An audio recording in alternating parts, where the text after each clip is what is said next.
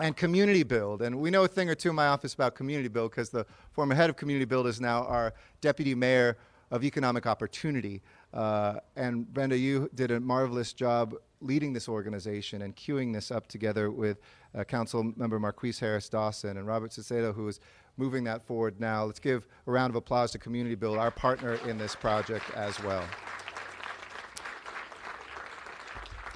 We broke ground in April of 2018. I took a hard hat tour that fall, actually helped some of the workers raise one of the walls. So as I said, if there's any air or leaking that happens just in that wall up there, I take full responsibility for that. You really want to get professionals for these jobs. But this job created more than 160 construction jobs for Angelenos, who literally helped to build a better future.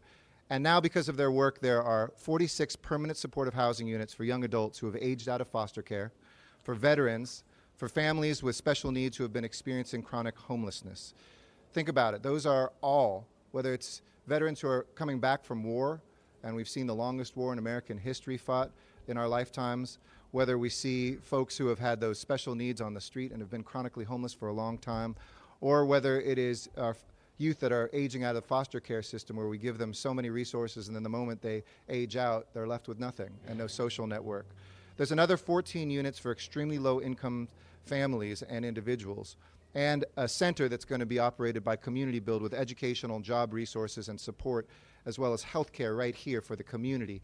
In the last week or so, about a dozen households moved in. In fact, it was just before the holidays, and they celebrated a new year at home, feeling secure and knowing they're on a path to a better life. And we celebrate this new beginning with them, and I thank them for inviting us into your home, because now we are in your home. And as I mentioned, there are 20 Triple H funded projects that are already under construction and getting ready to open. That's a total of about 400 units of supportive housing by the end of this year, and we expect to begin construction on another 500 units this year.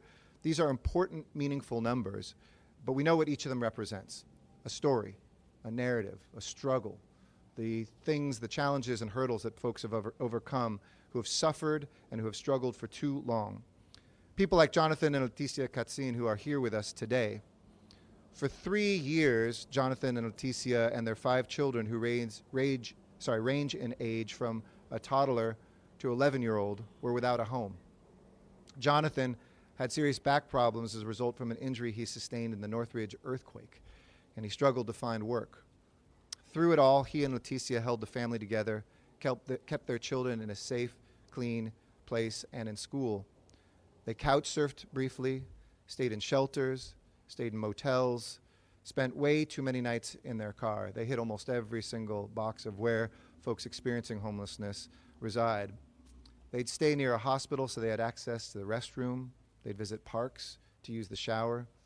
It was scary, and it was stressful. Leticia remembers how hard it was when the kids told her they wanted to go home. And finally, last week, that's exactly what they did.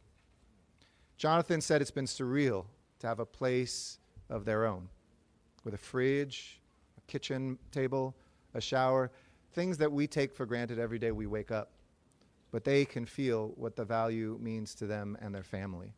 He's not sure if the kids fully understand that they're not sleeping in a car anymore, that this is where they live now, that this is home. But soon that's going to change, he said. They're going to know what home is, and that means more than anything. And he's right. We want everybody in the city to know that feeling, to come home, and we're not going to slow down till we get there.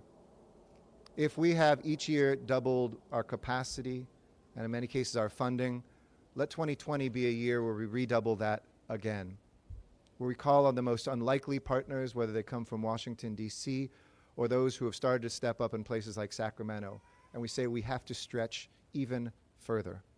Because as we see these buildings make our dream come real, we can't pat ourselves on the back and say this is where we want to be. We need to be seeing these opening up every week. We need to see them opening up as quickly as possible. Altogether, as I mentioned, we're going to open up 11,500 bedrooms, more than 7,700 of which are supportive housing for formerly homeless Angelenos. And we're going to continue being creative and relentless and keep pushing everybody to find the funding for the building and the services that make the formula for ending homelessness work. We can't help but today to see and, more importantly, to feel what it means for families like the Katzins, to celebrate what it means to come here to LA, and to feel pride that we live here in Los Angeles in this new decade, in this beautiful city, and in this place where the team has come together. So we had extraordinary council leadership, and it was 4 years ago that I stood on the lawn, maybe 4.5 years ago now, of City Hall, where we said we would step up and find money we had never, ever found in the city's history to address a crisis that we saw the storm clouds brewing on.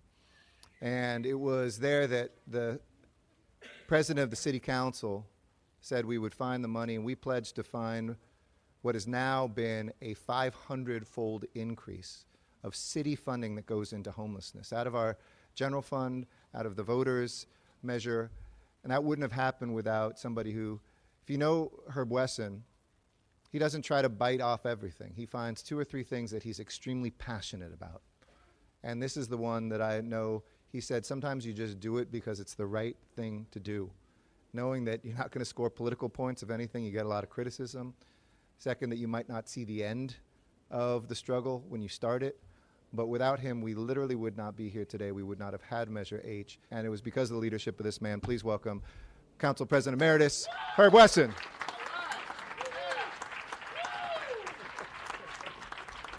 One Saturday morning at the crack of dawn, there's a knock on my door, and there's the mayor. My wife was upset that I let him in because the living room wasn't, my grandkids were over, it wasn't clean. And he and I made a commitment, and we made a plan. I don't know, there was some movie I heard somebody say, you don't always fight the fights that you can win. You fight the fights that need to be fought. And we all came together and created a partnership that included the Jerry and the LA Chamber and Elise. And now you're beginning to see the fruits of all of our labor. But we must do more.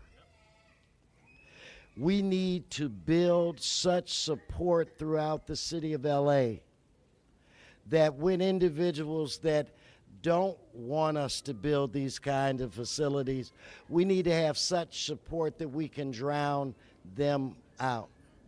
This is a humanitarian crisis.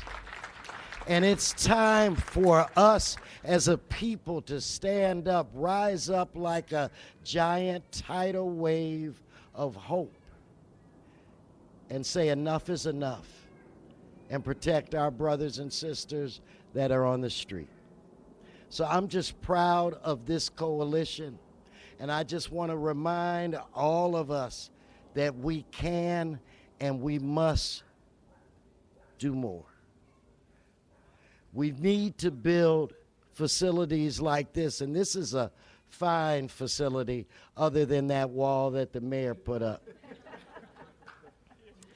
But we need to figure out a way to close the spigot that allows people to flow into homelessness in the first place. We need to have more safe parking facilities throughout the entire city of LA. We need to come up with a way to more quickly stabilize individuals that suffer from addiction or mental health issues or both. This is a huge job that is before each and every one of us. But I truly believe, I am dumb enough to believe that together we can do this. And it begins with projects like this. So I'm sorry, Mr. Mayor, and to all of you to rattle on a little long on this issue, but I'm just so honored to be here because I can remember when this was nothing but a dream. I can remember when political consultants would tell us, stay away from this issue. And this is what happens when you just put your head down and you do the right thing. So God bless you. God bless us all. We have a lot of work to do. Let us continue to do it. Let us build this support so that we can get our brothers and sisters off the street, off of concrete mattresses, and put them into safe, lovely homes just like this. God bless us all. Thank you.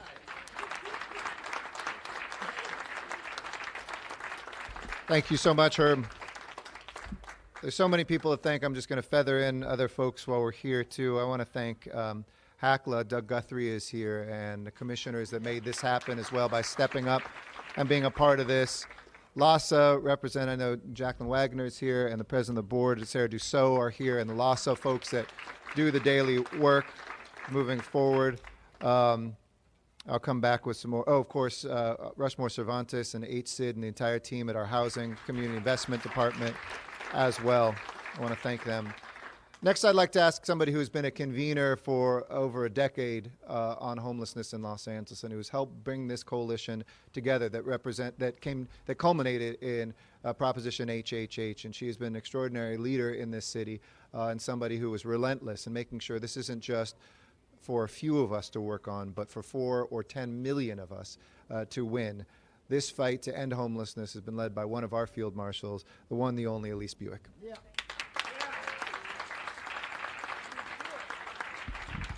Good morning. Wow, what a great way to start 2020. It's my first day back at work, and I couldn't think of a better way to start it off. And I'm really honored to be here today. And what a better way to start the year than the first opening of the Triple H unit. So let's all give ourselves a round of applause. I don't think we realize how hard it is to get to these openings. This has been decades in the making, and realizing this vision has not been easy. So I want to thank you for persevering. These homes and the beautiful Youth Source and Family Center will change thousands of lives in the years to come. So thank you again for your leadership. And most importantly, I want to thank everyone out there who has supported this burgeoning countywide movement to end homelessness through a campaign we call Everyone In.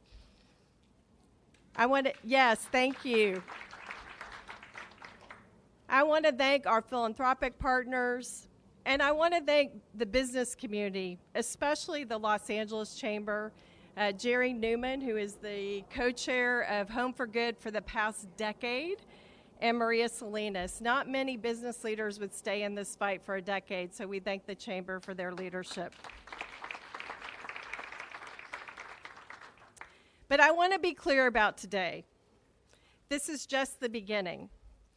Prop Triple H and Measure H are our down payment, but we have a lot more work to do. We know that we need to protect people in their homes, and I'm very encouraged to see Sacramento stepping up to do just that, as well as our county and city leaders. We also must preserve the affordable housing that we have and not lose those precious units. And we have to produce more supportive and affordable housing. So I want you to know, we at the United Way know this is a big year ahead. And if ever there was a moment that the stars are aligned for big transformative change, this is our shot and we must take it. Our priorities this year are clear. We will continue to build and work to change the narrative around people building solutions and an army of supporters through Everyone In and neighborhoods all throughout this county. I'm pleased to tell you that because of Los Angeles' leadership, hopefully, fingers crossed, tomorrow the city of Long Beach will vote to put on a ballot measure that will help to afford and fund units like we see behind us. So let's send some good waves down to Long Beach. Everyone in Long Beach. We are committed to working with a diverse coalition of leaders here and in Sacramento to identify a sustainable regional path forward to get all 88 cities on board and to create the thousands of units of supportable and affordable housing.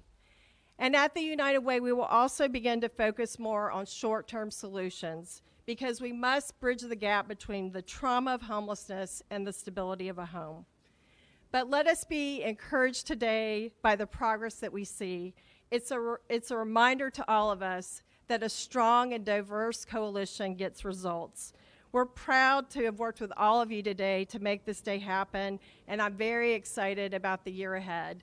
Thank you and congratulations to all. Thank you, Elise. Some other thank yous as well. I want to thank our City Administrative Officer, Rich Llewellyn, Meg Barclay, Ilana Chavez, the entire team. They've been working so hard to convene all those departments. Give them a round of applause and thank them for their great work. My friend Nick Hilaris, who heads the Citizens Oversight Committee on HHH, we appreciate the work that you do. They put out more competitive, quicker, faster, cheaper units as we've done this along the way, and it wouldn't be done without that kind of oversight. Give him a round of applause and thank him as well. Heidi Marston, who is the at LASA, our acting CEO and COO, or CPO, whatever. C3PO, she does it all. You know, she speaks every language we need. He helps translate. Thank you as well. All the city departments who actually stepped up. This was the first, little side note, this is the first of any building in Los Angeles that took advantage of the transit-oriented communities ordinance that was part of the passage of Measure JJJ that really facilitates and cuts red tape and allows folks, as they ran into some things where no project fits into the box. This one didn't, but thanks to that and the way we had implemented that through planning and building and safety, that was waived, and this could keep going, and we could be here today instead of 6 months or a year from now. So thank you to all of our city departments who helped do this, from the fire department to our Bureau of Engineering, Transportation, everybody who made this work as well. Mark Walter, who I see hiding over there, thank you for, I'm sure you'll get some shout outs for some of the construction, some of the great work you've been doing. But let's hear from the two folks who actually brought this project together. Chana Grace, as I mentioned, heads up Works. She has been a visionary in this city, in this county for so long, understands interconnectivity of things, that you cannot just build without, walls are great, but you need programming, you need connection, you need people, and she is doing that. She will make sure that the folks who move in here stay here, and we wouldn't be here without her. Ladies and gentlemen, Chana Grace.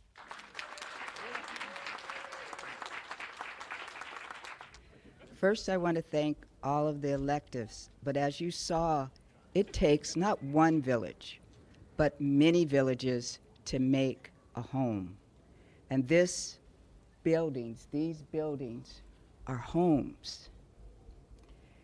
88th in Vermont as a concept has lived in me since the last uprising in '92, when Brenda Shockley was the executive director of Community Build.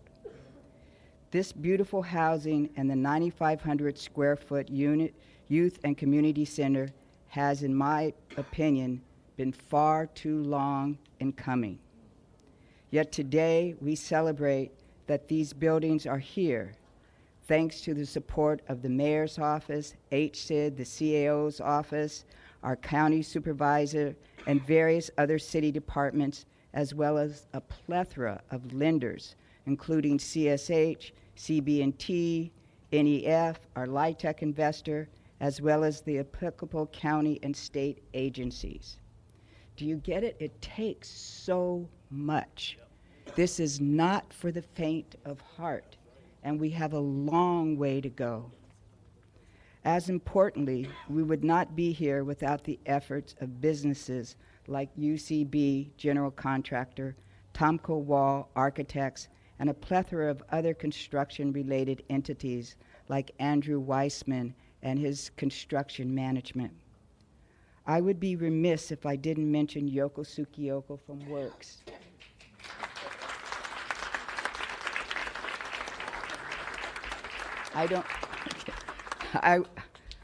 Yoko, she just did it a little bit, but I really want, raise your hand. Come here so they can see you. Come here. Come here. I know you don't want to, you have to. You're being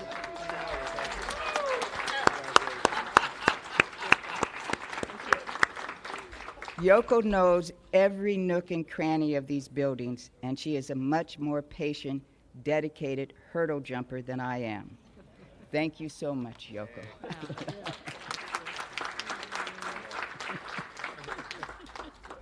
This community has waited a long time. I am confident that Community Build, Works, and our supportive services partner, Housing Works, will continue to do whatever we can to grow with and serve this neighborhood with the very best we have to offer. Thank you for coming out today. Thank you, Jonathan. Great job, and thanks for highlighting those that did the work. Finally, our last speaker before I say a couple words in Spanish, and then we'll open up for a tour, is Robert Saucedo, who, as I mentioned, took the reins when I convinced Brenda Shockley to come to the dark side and to come into City Hall. Community Build, which was such an important pillar for not just this community, but for our city, had to keep that momentum going, and they found the right leader, and they've been continuing to do amazing work. Please welcome the head of Community Build, Robert Saucedo. Well, good morning. Let me begin by acknowledging my board members I'm joined by Virgil Williams, our chairperson, Beverly Davis, and Vanessa Jolivet. Thank you all. And, I'm sorry. No, I'm thinking Virgil Williams, forgive me. And I wrote that down correctly. And then the Community Build staff, if you could please stand and be acknowledged. Incredible staff of people that work long and hard. And lastly, Brenda Shockley, who was the founder and visionary for this project, our former president. Give her a round of applause. Thank you, thank you. You know, on Maxine Waters, also founder. Give her a round of applause. It was on August 16th, 1967, that Dr. Martin Luther King gave a speech entitled, "Where do we go from here?" at the Southern Christian Leadership Conference. And he labored heavily to write a book with that same title. This same question was inspired to be asked when the Los Angeles Times came out with an article on January 19, 2014, naming this area LA County's Death Alley. I'm certain that the leadership of Community Build and Works asked the question, where do we go from here? I'm certain that Mayor Garcetti and City Council President Emeritus Herb Wesson and the rest of the City Council asked the question, where do we go from here? Each recognized that the buoyancy of hope was transformed into the fatigue of despair, and each recognized that the rocky places of frustration and meandering points of bewilderment over the lack of resources had gone too far. Each recognized that we had to remain dissatisfied until catalytic change could stand as a beacon of hope, offering a restorative approach toward bringing the community back to her glory. To this end, one of the solutions, as you have heard today, was to erect a housing opportunity that would restore hope, and then restore faith, and then restore love for one another. So this recognition and celebration of housing those most in need, providing comprehensive long-term supportive services, and a place youth can continue to find a new narrative for meeting their dreams and aspirations, is that light in the darkness. It is one of the answers to the question, where do we go from here? As the new president and CEO of Community Build, please know that we will continue to set our sights on projects like this, and working side by side with our elected, the best is still yet to come. Thank you very much.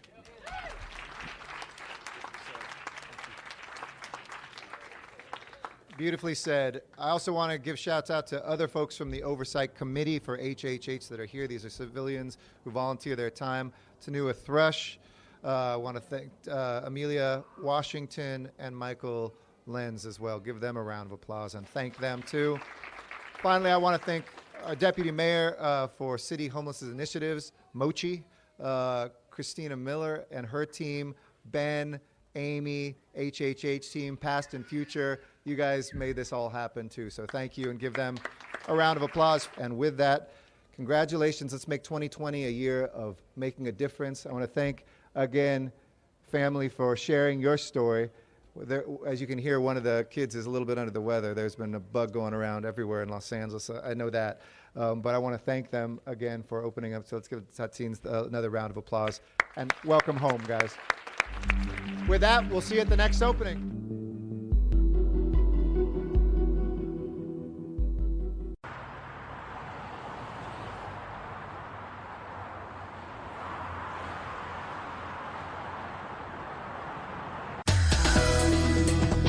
In LA This Week, this is the grounds that we began our academy in 1935. And since that time, it has served us well. I'm Rasha Goel. Up next, how our furry friends are working with our first responders for rescue efforts. Metalworking as a fine art, found objects on the street, just some of the things you'll see at the LA Blacksmith exhibit at the California African American Museum. I'm Anna Marcos, and that's coming up.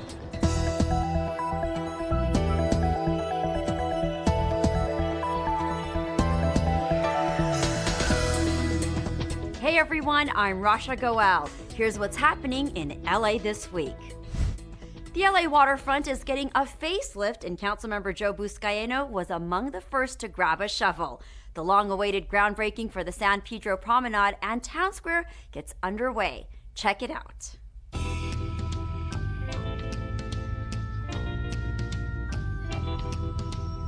We are breaking ground on what will become the front door of our new LA waterfront.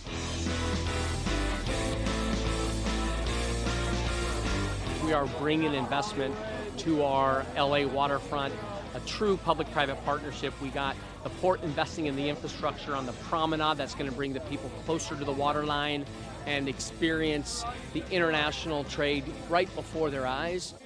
This location will be the gathering spot for current and new attractions.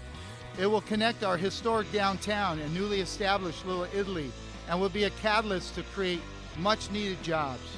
Millions of dollars in investment into retail, dining, entertainment, 6,000-seat outdoor amphitheater.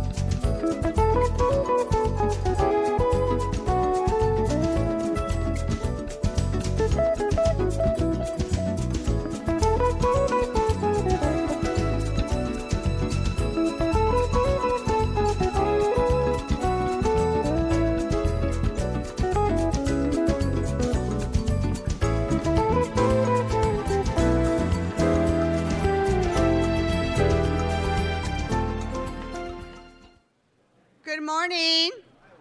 Good morning and welcome to the Los Angeles City Council. Today is Tuesday, February 4th. This council meets every Tuesday, Wednesday, and Friday. Madam Clerk, we have a quorum. Please call the roll. Blumenfield, Bonin, Buscaino, Cedillo, Harris, Dawson, Weezer, Koretz, Krikorian, Lee, Martinez, O'Farrell, Price, Rodriguez, Rue, Wesson, 11 members present in a quorum, Madam President. First order of business. Approval of the minutes. Mr. Harris Dawson moves and Mr. Buscaino seconds. Next. Commendatory resolutions for approval. Mr. Bonin moves and Mr. Wesson seconds. Next. Madam President, today is Tuesday, time for the flag salute. Mr. Harris Dawson, would you lead us in our flag salute, sir? Thank you so much. Everyone stand and put their right hand over their hearts and recite with me. I pledge allegiance to the flag of the United States of America and to the republic for which it stands, one nation, under God, indivisible, with liberty and justice for all.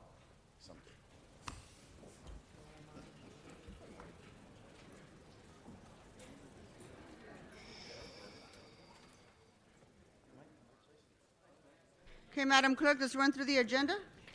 Items 1 through 13 are items noticed for public hearing. For item number 1, the department requests confirming the lien for A, E, H, I, J, and K, receiving and filing number 1B, C, F, G, and reducing the lien for 1D to $928.40 and confirming the lien. Madam President, there is a request to continue item 13 to February 18, 2020, and there are cards on 1 through 12, so they should be held on the desk. Okay, without objection, let's move on. Next are items 14 through 29, and those are items for which public hearings have been held. There is a request to continue item 28 to February 19, 2020, and item 23 should be held on the desk. Okay, without objection, that will be the order, members. Are there any specials, Mr. Rue? 21. 21 for Mr. Rue. Any others, members?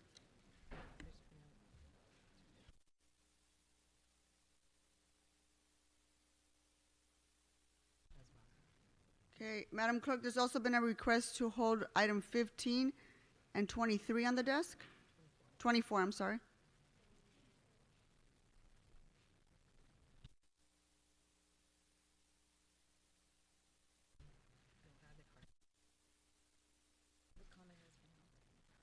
Are there any cards on any of these items, Madam Clerk? No, Madam President. Public comment has already been satisfied on these. Okay, let's go ahead and open the roll. Close the roll. Tabulate the vote. 10 ayes. Okay, what's next? Madam President, for the record, the ordinance for item 14 will carry over to February 11, 2020 unless reconsidered with 12 members present. Next are items 30 through 47. Those are items for which public hearings have not been held. 10 votes are required for consideration. Okay, without objection, those items are not before us. Madam President, there's items number 30, 37, and 39 should be held on the desk, and there are cards on the rest of the items, so they should be called special. Okay, very well. What's next? Item 48 is an item scheduled for closed session. There's no action on this item. Can we take it up, Mr. City Attorney? Yes, so no action will be required. We don't have to do anything. We won't be going into closed. And what's next? Madam President, that takes council to presentations, items called special or general public comment. Okay, let's move on to presentations. Mr. Weston, are you ready?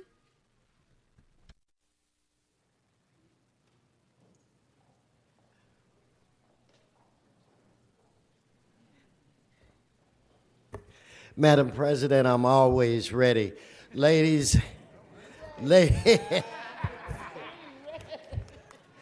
Ladies and gentlemen, I want to say Happy Black History Month 2020.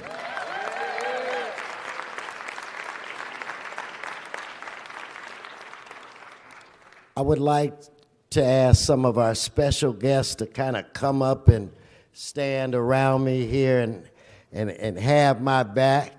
Ladies and gentlemen, since 2005, this council has made this month a very special month, and we've always attempted to do something special for the public. So we've honored individuals from the African American community that have contributed great things, not just to this city, but to this country. We honored President Barack Obama. We had a wonderful display, on the bridge. We've honored our city employees. We've honored African American sororities and fraternities. So every year we try to do something special. Last year we had actresses and actors from the blaxploitation period, where people didn't understand that Hollywood was in a serious decline, and it was the black movies that basically saved Hollywood at that time. That is not hype, that is a fact. And I just want a couple quick shout outs. Do we have representatives from the Los Angeles Association of Black Personnel here? Do we have President Sims? Stand up, give them a round of applause, because they have sponsored this program every year. And also, so that he doesn't go home and cry, Albert Lord from my office. Recognize Albert. Mr. Lord, yeah.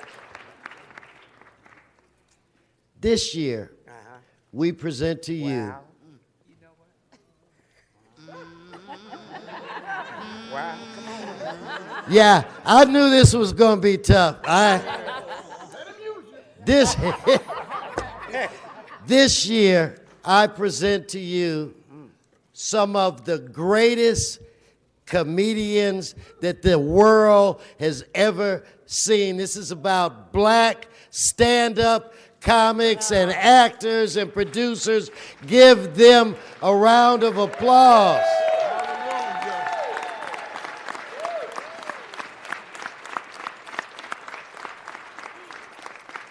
I'm so happy to be joined by Councilmember Harris Dawson and Councilmember Curran Price. They have played a very integral part, and this being my last Black History Month celebration, I could not have done it without the help of you two guys, and I want you to know I'm gonna come back next year to see what you guys come up with. Now, I know there are a few people that are saying the only reason why Herb Wesson is honoring black comedians is because he is a failed black comedian. I could have told you that. That's not true. I was hilarious. I was just undiscovered. Before your time. Now, Bob Blumenfield was a failed comedian, not me. He named a name. Bob is funny, Bob is good. But folks, comedy. No need for a broom. You don't have to clean up your comment. It is funny, it wasn't funny. It is easy to make people sad. It is unbelievably difficult to make people laugh. And people don't quite understand the importance of humor. We, I believe, have a representative here today from one of our largest healthcare providers, Kaiser. Do you know they have humor therapy? Because comedy makes you feel good. Comedy helps heal you. These are not my words. This is scientifically proven to be Speaking a of feeling fact. good, how long you think we're going to be? Because my knee hurt. So anyway, we have My knee hurt.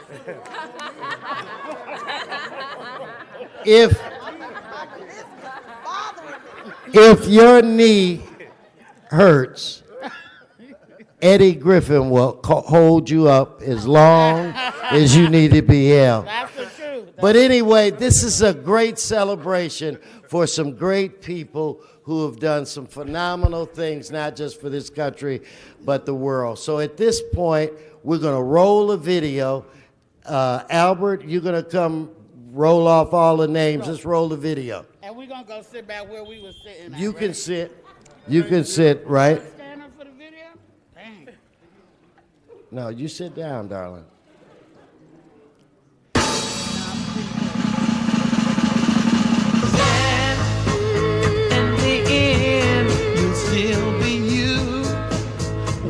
Eddie Rochester Anderson. Melissa Bennett. J.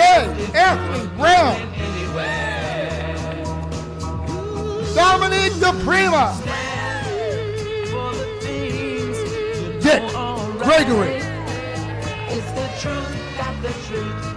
Tiffany Harris. Miss Laura Hayes. Sylvia D. Hillman. Luna. Yeah. Jack Mom Mablin. Ernest Mitchell. Mr. Paul Mooney. Jared Morris. Tony Fire. Joe Torres. Yeah. Marsha Warfield. Whoa. Mr. Michael Williams, the Godfather. Kim Whitley.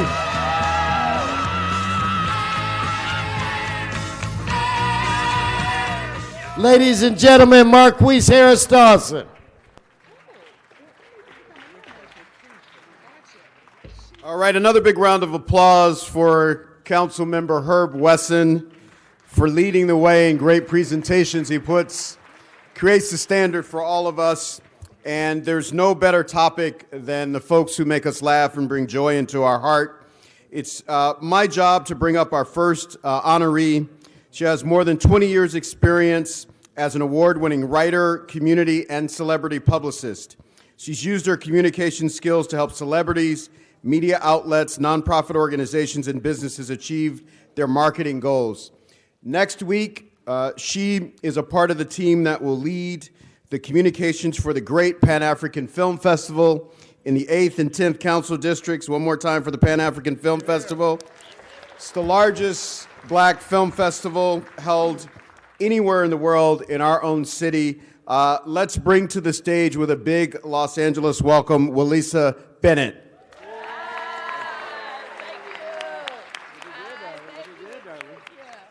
Hi. First of all, thank you, Mr. President Emeritus Herb Wesson. Appreciate that. I want to give a shout out to Madam President Nuri Martinez. Yeah. Girl power! It is truly an honor to receive this recognition today.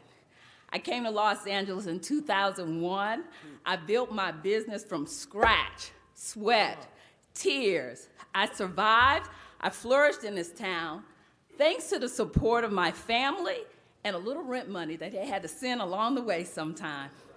My family thought this was a big deal, so they flew all the way out from North Carolina last night on American Airlines. And then I have my nephews and my nieces and my friends. They all came up from San Diego.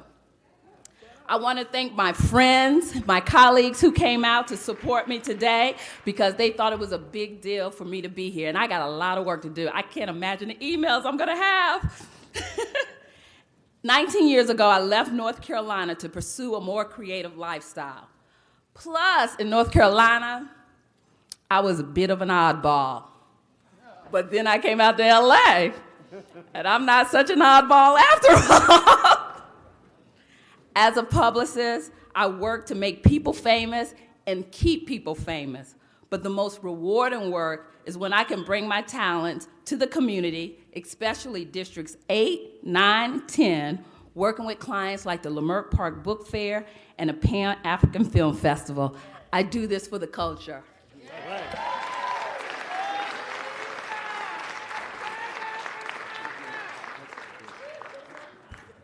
Thank you, Madam President. Members, friends, I'm excited to join my colleagues, Herb Weston and Marquise Harris-Dawson, in commemorating African American Heritage Month.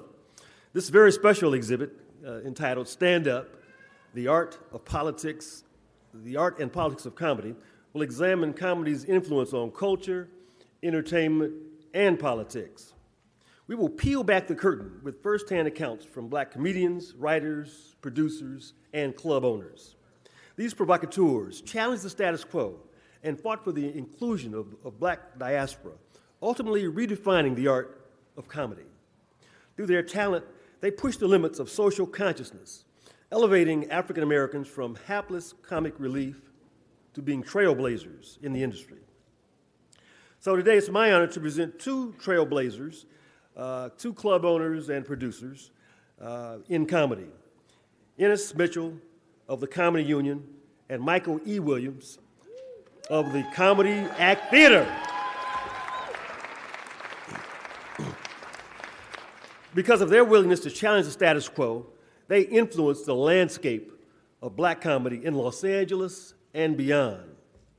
As club owners and producers, Ennis Mitchell and Michael Williams were able to provide opportunities for African American comedians to learn, perform, and perfect their craft when it wasn't easy to get into the Hollywood clubs. Ennis Mitchell is a 25-year veteran of the comedy scene, opening the Comedy Union in March 2001, right there on Pico. The Comedy Union fast became the laughter hotspot, drawing lines of local and out-of-town patrons.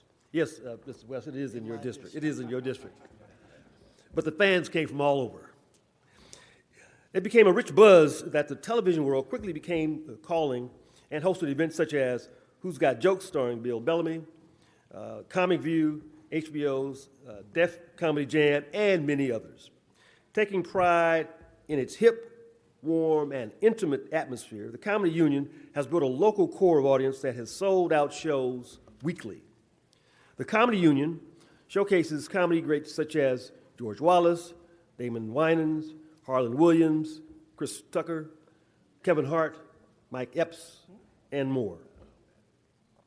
Before there was Def Jam, Comedy Central, or Comic View, there was the Comedy Act Theater, which opened its doors in Crenshaw and Leimert Park in 1985. On the first night, a little-known comic named Sinbad was one of 17 other comics who performed that evening. An unknown at that time, Williams hired Robin Harris as the MC for the club. And it proved to be a game changer.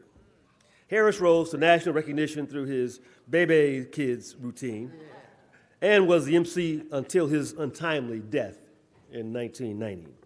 The Comedy Act Theater eventually became the West Coast equivalent of Harlem's famed Apollo Theater, known for its ability to launch the careers of previously undiscovered African American entertainers. The Comedy Act Theater improv players morphed into the television phenomenon In Living Color. Anybody remember that? Which accelerated the careers of its cast. Chris Rock, Jamie Foxx, Chris Tucker, Robert Townsend, the Wayans brothers were just a few of its illustrious alumni. The Comedy Acts Theater lasted until 1997, when Michael had to close due to health challenges. At its height, the queue of people waiting to get into the club stretched around the block, and patrons would fly in from all over the country. So colleagues, neighbors, and friends, please join me in celebrating these local heroes and a legacy of resilience that changed our nation's tapestry. Gentlemen, please join me at the podium.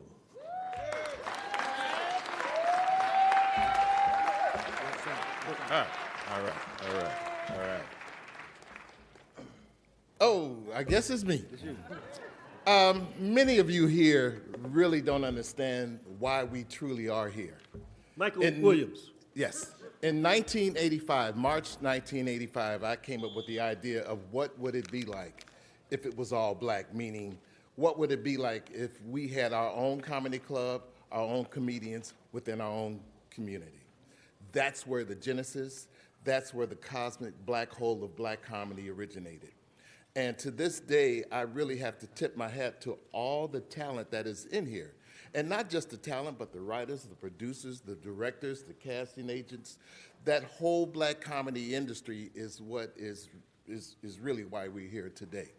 And I have to also let you know, your councilman was my first printer of the Comedy Act Theater flyers, business cards, and all of that. And really more than anything, if all those that are here that was the first audience, I appreciate if you guys could stand, because it was the power really of the black audience. It was the power of the voice of laughter from black people that was heard like it had never been heard before. So if you guys can stand.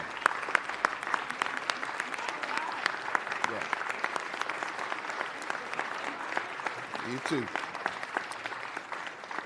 And again, those that started with the Comedy Act, I wish you could stand, the comedians.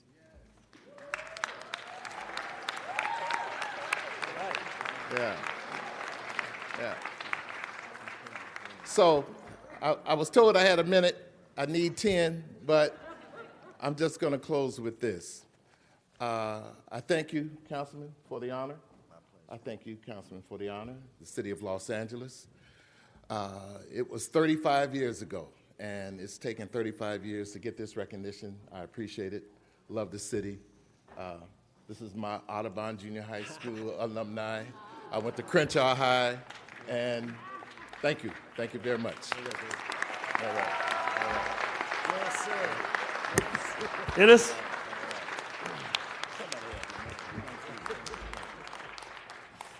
This is amazing, guys. I'm not a speaker, so don't expect too much. I'm a behind-the-scenes guy. First of all, thank everyone for putting this on together, making everyone that's in the comedy business and the comedians, the writers, everyone feel special, because a lot of times it goes unnoticed when you're always working on your entertainment and sort of honing your craft. Comedy Union has been open for like 20 years now. I took the mantle from Michael. I worked for a long time at the Laugh Factory, which is on Sunset, the Comedy Store, and there was something inside of me that I knew that I had to do something for our culture, the black community.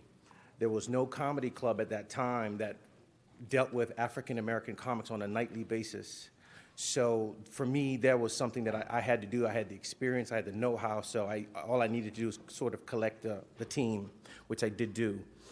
After 20 years of having this club and seeing the biggest names come through and support the club and help the community, it is unbelievable on how these comics go out into the world and spread their joy.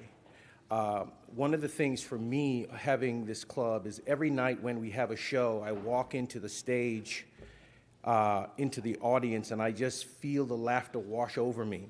And that's sort of how I keep sane and keep myself healthy. And I hope that everyone can experience that type of emotion, that type of joy, when you can actually help and make other people happy. Again, I'm not a speaker, but for me, this is all about other people. This is all about making people happy, making people laugh, and enjoying your life while you're here. So thank you guys, everyone, for supporting the Comedy Union, from the councilmen to the neighborhoods. It's a special place, not only for me, but it's a special place for everyone in that community, and we hope to be there for another 20 years. Right.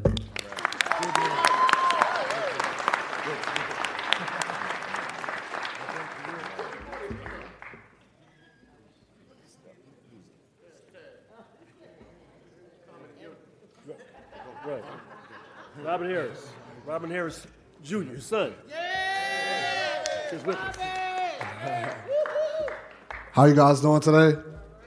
I wasn't expecting to talk, but yeah, I'm Robin Harris Jr., son of Robin Harris, a comedian, top for him. It's a blessing to be here today in front of you all, the city of Los Angeles.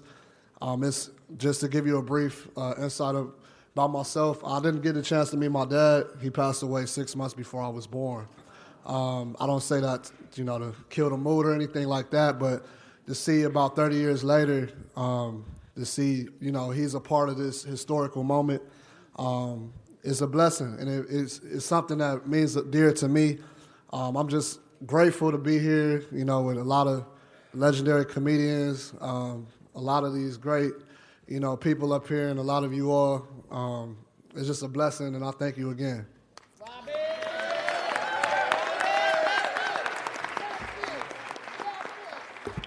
All right. We're back with another honoree. I'm especially proud of this honoree because she's a resident of Council District 8. She has been thrilling audiences with her brand of comedy for almost 20 years. She comes to us from Northern California and has appeared on BET's Comic View. She achieved mainstream notoriety for her breakout role, and in my opinion, she stole the movie from the star of it in the mockumentary-style comedy film Barat. Most recently, she appeared on Netflix's Dolomite Is My Name with Eddie Murphy, and will be, preview this everybody, she will be in the upcoming movie Coming to America 2. She's been in more movies than we can count. She's played more comedy clubs than we can count. I was doing some research, so I saw you in Phoenix in January. I was hiding in the back. You didn't notice your neighbor was there. Let's give a big Los Angeles welcome and appreciation to our own Luenell.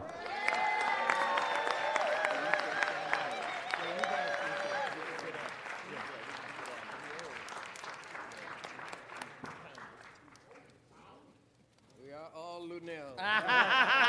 My posse. Yes. Tiffany, you part the posse, but you ain't got to stand up if you don't want to. I know my knee hurts, so I know. Okay, right on, baby. Let me take my glasses off so I can hear.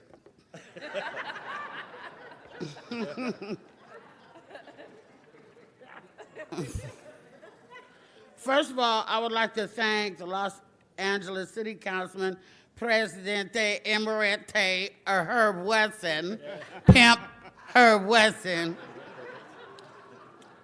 And I also have to send a really big shout out to the Wayne Newton of City Council, Adam Lloyd.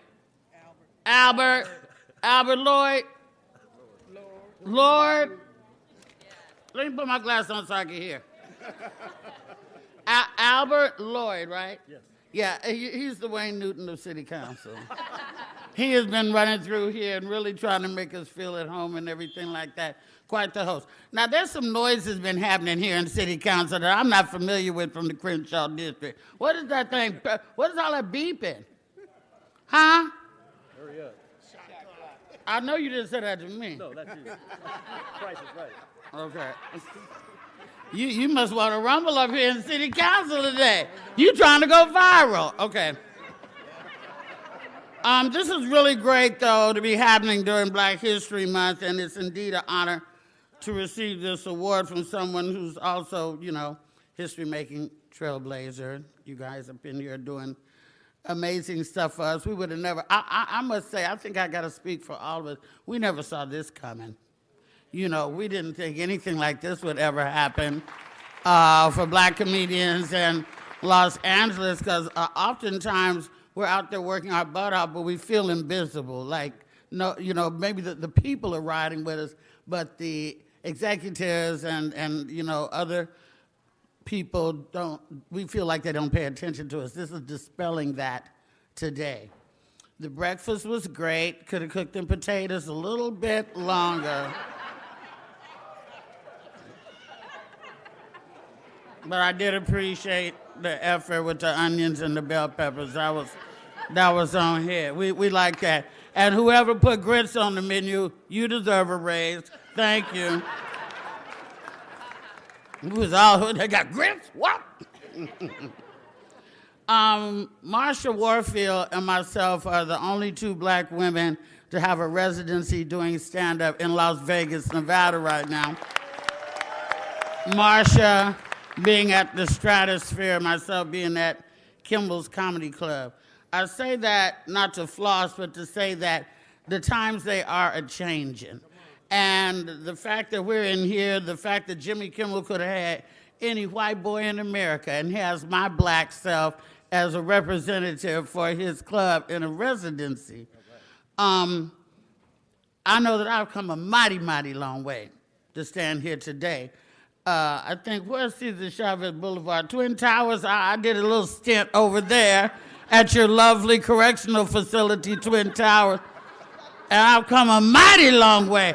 I never thought I'd be up in here unless I was pleading for my life. But anyway, on behalf of all those comics, I want to say thank you so much. Thank you for the honor. Thank you.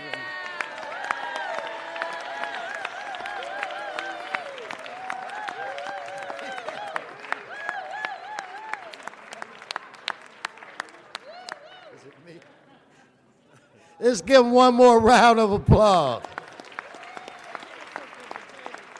You see, comedy ain't easy. It's not like you're a singer and you're doing a show and you can pull out one of your great records and sing. It's not like that in comedy. Well, I guess you could go way down in the jungle. I mean, they are. Look, it is my pleasure to present to you an individual that is here on a dare. A buddy dared him to go onto the stage and do 5 minutes. He went on and did 45 minutes, and then it was on. From there, this individual has done comedy specials on HBO, Comedy Central, and Showtime. He has been in over 50 films. And it's funny, I remember him most for an action-adventure movie that he was in, Armageddon, and for a role he played in John Q. But this guy has been recognized by Comedy Central as one of the 100 most funniest individuals on the planet. He has a 10-year residency in Las Vegas. He was nominated for and won an NAACP Image Award. Ladies and gentlemen, the one and only brother, the one and only undercover brother, Eddie Griffin. Give it up.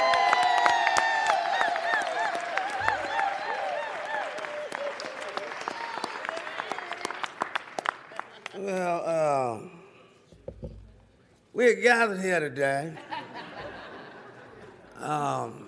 to get to this thing called life. The electric word life, that's forever, that's a mighty long time, but I'm here to tell you there's something else.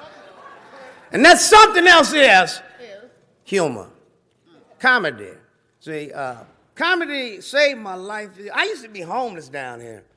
You know, I first moved from Kansas City, Missouri. I didn't know nobody out here. So I was homeless right down here on 5th and Hill, man, for 3 months. And to turn back around and come back, you know, what is this, 30-something years later, and to be in here with all you beautiful people. Some of y'all ugly, but you know it. You know, I don't know why ugly people come out during the day, because, you know, it's visually challenging is what I'm saying. But I'd like to take this time to thank Councilman Weissman. Is that your name? Wesson? All right. Councilman Wesson and Price, Dawson, Albert, Lord, have mercy. Distinguished people here who, run our government, and, y'all need to fix these roads. We should be able to sue y'all for just messing up our suspension. You know what I mean? God damn, we giving you the tax dollar, spend it where we need it, God damn it. Don't need no more stadiums. You got enough damn stadiums out here. God, give me some roads, damn it. We need some streets. We need some food for the homeless. And y'all need to stop moving homeless further out, man. I was on 5th and Hill. Now they way up in the booms. You know what I'm saying? Now they tasing them, too. Get up, nigga. You ain't gonna sit here. So, you can't tase the homeless because that homeless person might be a diamond in the rough. It might be the next motherfucking Eddie Griffin. That's all I'm saying.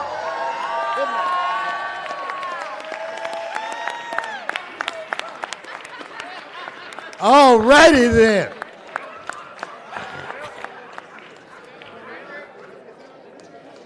This next honoree is recognized as one of the funniest comedians that is out working today. And there's so much that I could say about her talent, but I won't do that. This young lady should be an inspiration to each and every one of us. She is a perfect example of it's not how many times in life you get knocked down. It's how many times in life you get back up. She should inspire us to do everything that we can to help young children in the foster care system. She should inspire us to do more to get people off of the streets and into a safe, warm, clean place to sleep. She should inspire us to dream.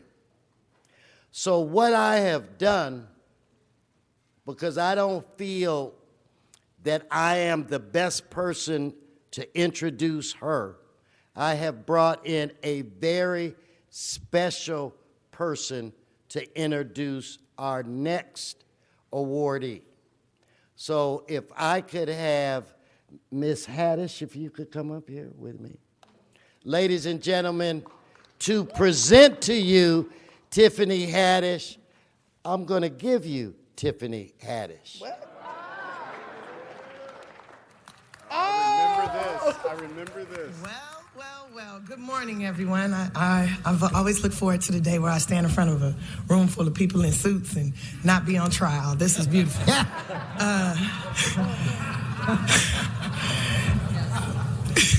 I'm from Los Angeles, born and raised, grew up on 54th and Western, and then I unfortunately went into the foster care program. And I want to first off say thank you guys so much for, if you contribute to it, and I'm sure you do, and I'm sure you deal with a lot of us.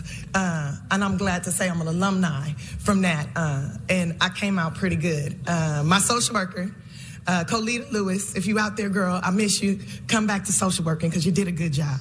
I used to get in trouble in school a lot, and she was getting tired of coming up to the school, and she said, look, you got two choices this summer, Tiffany. You can either go to the Laugh Factory Comedy Camp or you can go to psychiatric therapy because something is wrong with you. And, and here I am today, umpteen years later. And I just want to say thank you so much to Jamie, and thank you to you guys for, doing what you do. And anybody in here who paid taxes in the state of California, thank you, because your tax dollars made me. And, in that comedy camp, I learned so much. I learned communication skills, confidence. And if Paul Rodriguez was there, my very first class, Charles Fleischer, who was like, oh my God, when he came in, because I remember that movie, Who Framed Roger Rabbit, and I started living my life off of what the rabbit said to the detective. The detective says to the rabbit, why are all these people doing these nice things for you? And he says, because I make them laugh, Eddie. If you make them laugh, they'll do anything for you. And that's basically how I got through life. And then Richard Pryor came in and he taught me how to have fun no matter where you are, no matter what you're doing. If you're having fun, they're having fun. And I've taken that with me. And I want to say super thank you to Jamie Masada, though, because that man is like my dad. I never had a father. And he's like my big dad. He looked out for me. I've been homeless quite a few times. And thanks to different programs that the city of Los Angeles has and to Jamie Masada, I now have a roof over my head. I just bought a house in Los Angeles, so I'm a landlord. And, you know, when I was 15 years old, I didn't think that I would ever be standing here doing this. I thought that I would be a baby mama in and out of jail and all kind of stuff. And here I am today, an abiding citizen and haven't been arrested as an adult. And, and I'm just super proud to be a part of this city. And thank you guys so much for honoring my home, the Laugh Factory. Thank you. Ladies and gentlemen, Tiffany Ellis.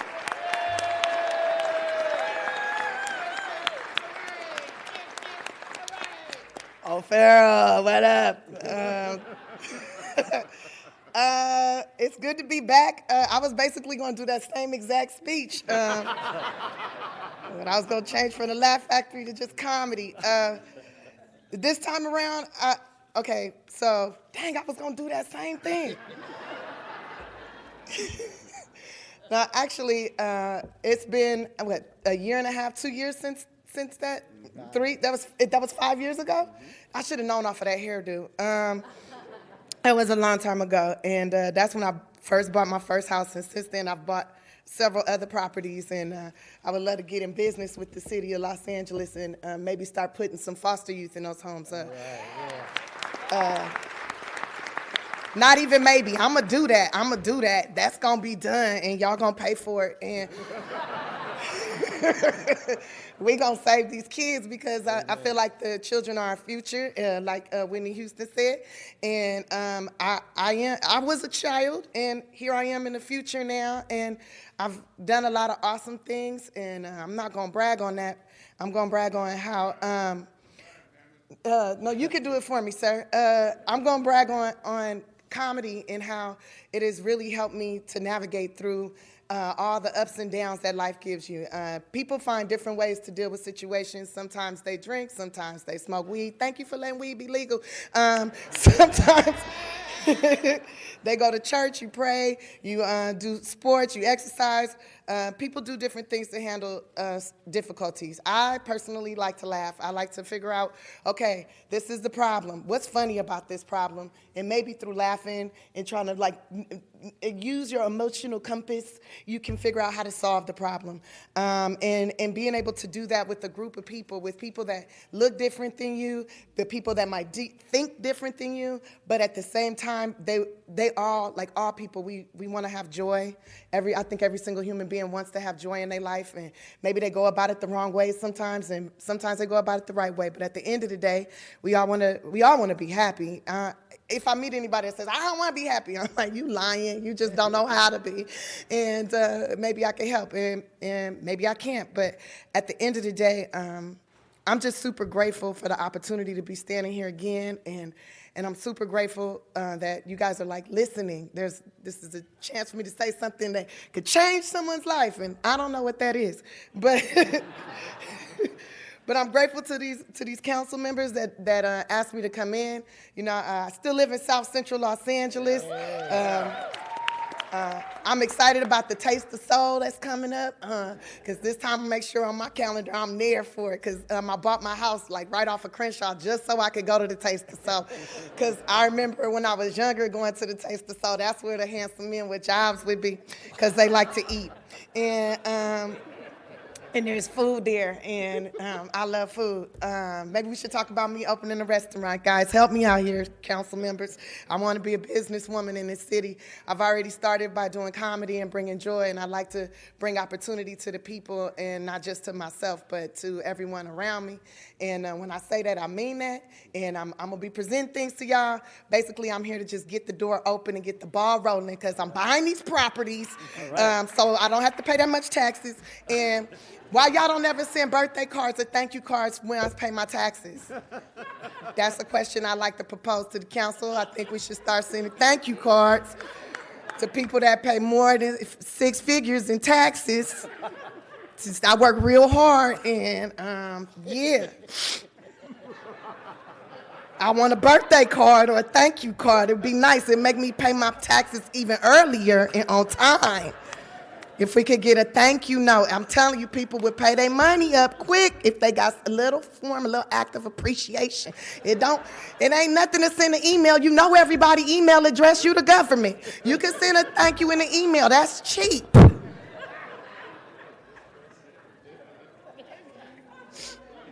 I'm really upset about this. I just paid my taxes on yesterday and I cried. Cause like my brother said, the streets is messed up. For real, I busted my rim on my Tesla. Now this is crazy. We also need to start putting charging stations in the hood. There should be a Tesla charging station.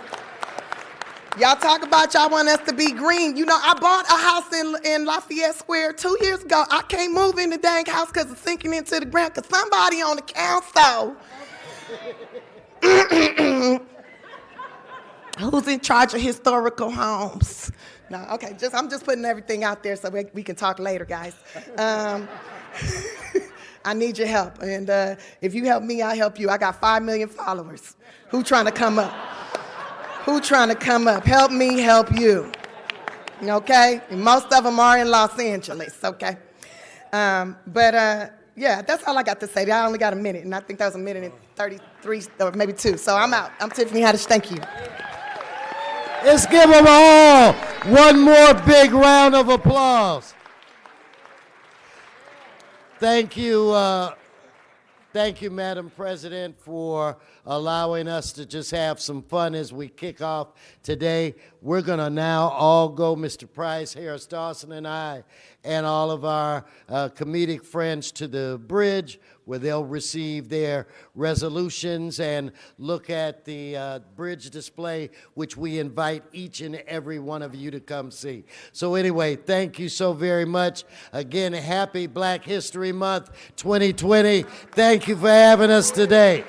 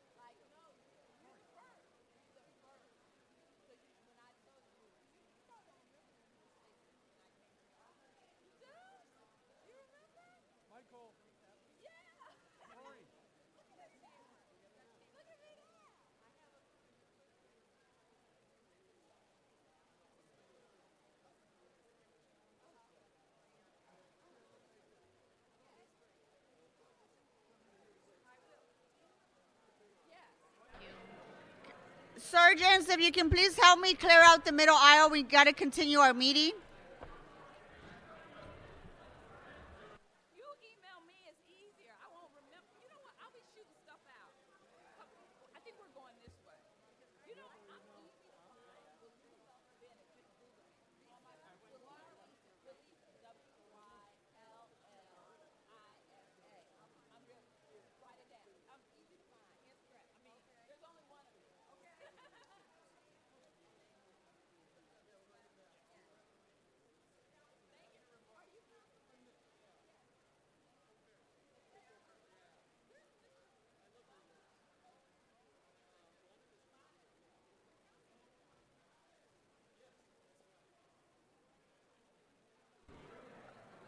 Okay, Madam Clerk, let's go ahead and reconsider item 14.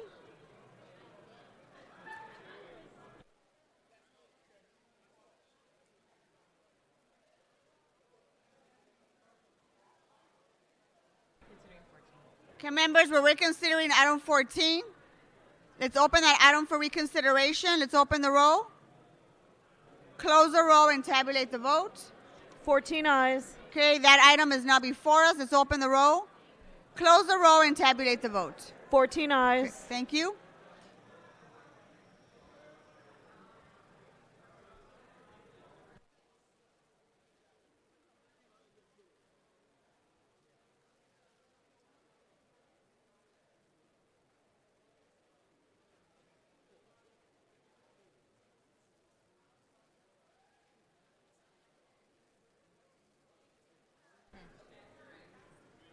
Okay, Madam Clerk, let's go ahead and vote on item 15 and 24. Let's go ahead and open the roll. Close the roll and tabulate the vote. 13 ayes. Thank you.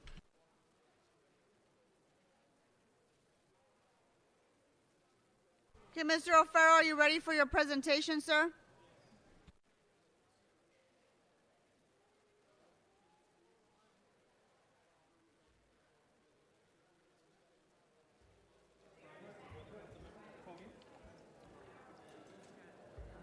Thank you, Madam President. Welcome, Mr. O'Farrell. Thank you. Another wonderful presentation honoring the signature industry of Los Angeles, and that is the entertainment industry. On behalf of the Los Angeles City Council, we want to extend our sincere appreciation for all those involved in the production of locally based films, and to recognize 5 California-produced motion pictures honored with a 2020 Oscar nomination for Best Picture or Best Animated Feature. How about a big round of applause for locally produced films nominated for an Academy Award? While production decision makers have choices on where to film their motion pictures, there's simply no substitute for filming in Hollywood and California. In addition to benefiting from the best talent, production infrastructure, locations, and weather, California-based projects also create quality middle-class jobs, strengthen our state's economy, and help preserve our signature industry. This is the 9th year in which the Made in Hollywood Honors celebrates specific categories of Oscar-nominated films that showcase the exceptional talent our local production community has to offer.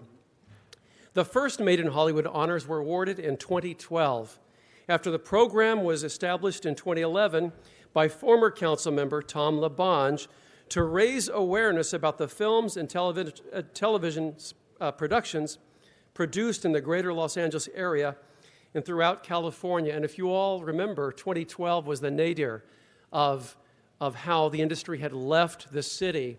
And hundreds of thousands of jobs had been drained from the city of Los Angeles to other states and other countries.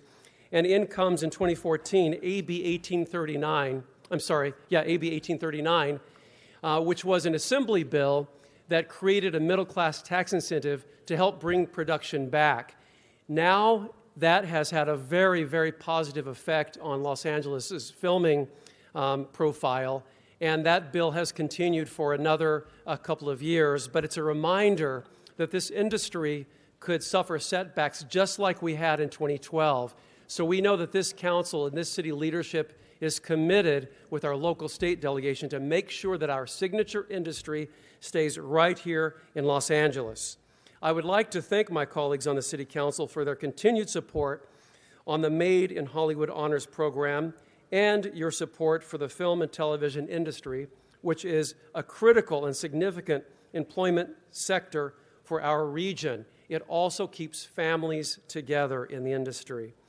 In addition to honoring homegrown productions, we're also celebrating the fact that thousands of entertainment industry jobs are staying here in Los Angeles and within our state, thanks to the California Film and TV Tax Credit Program that I mentioned earlier and our efforts across the state to make this a film-friendly environment.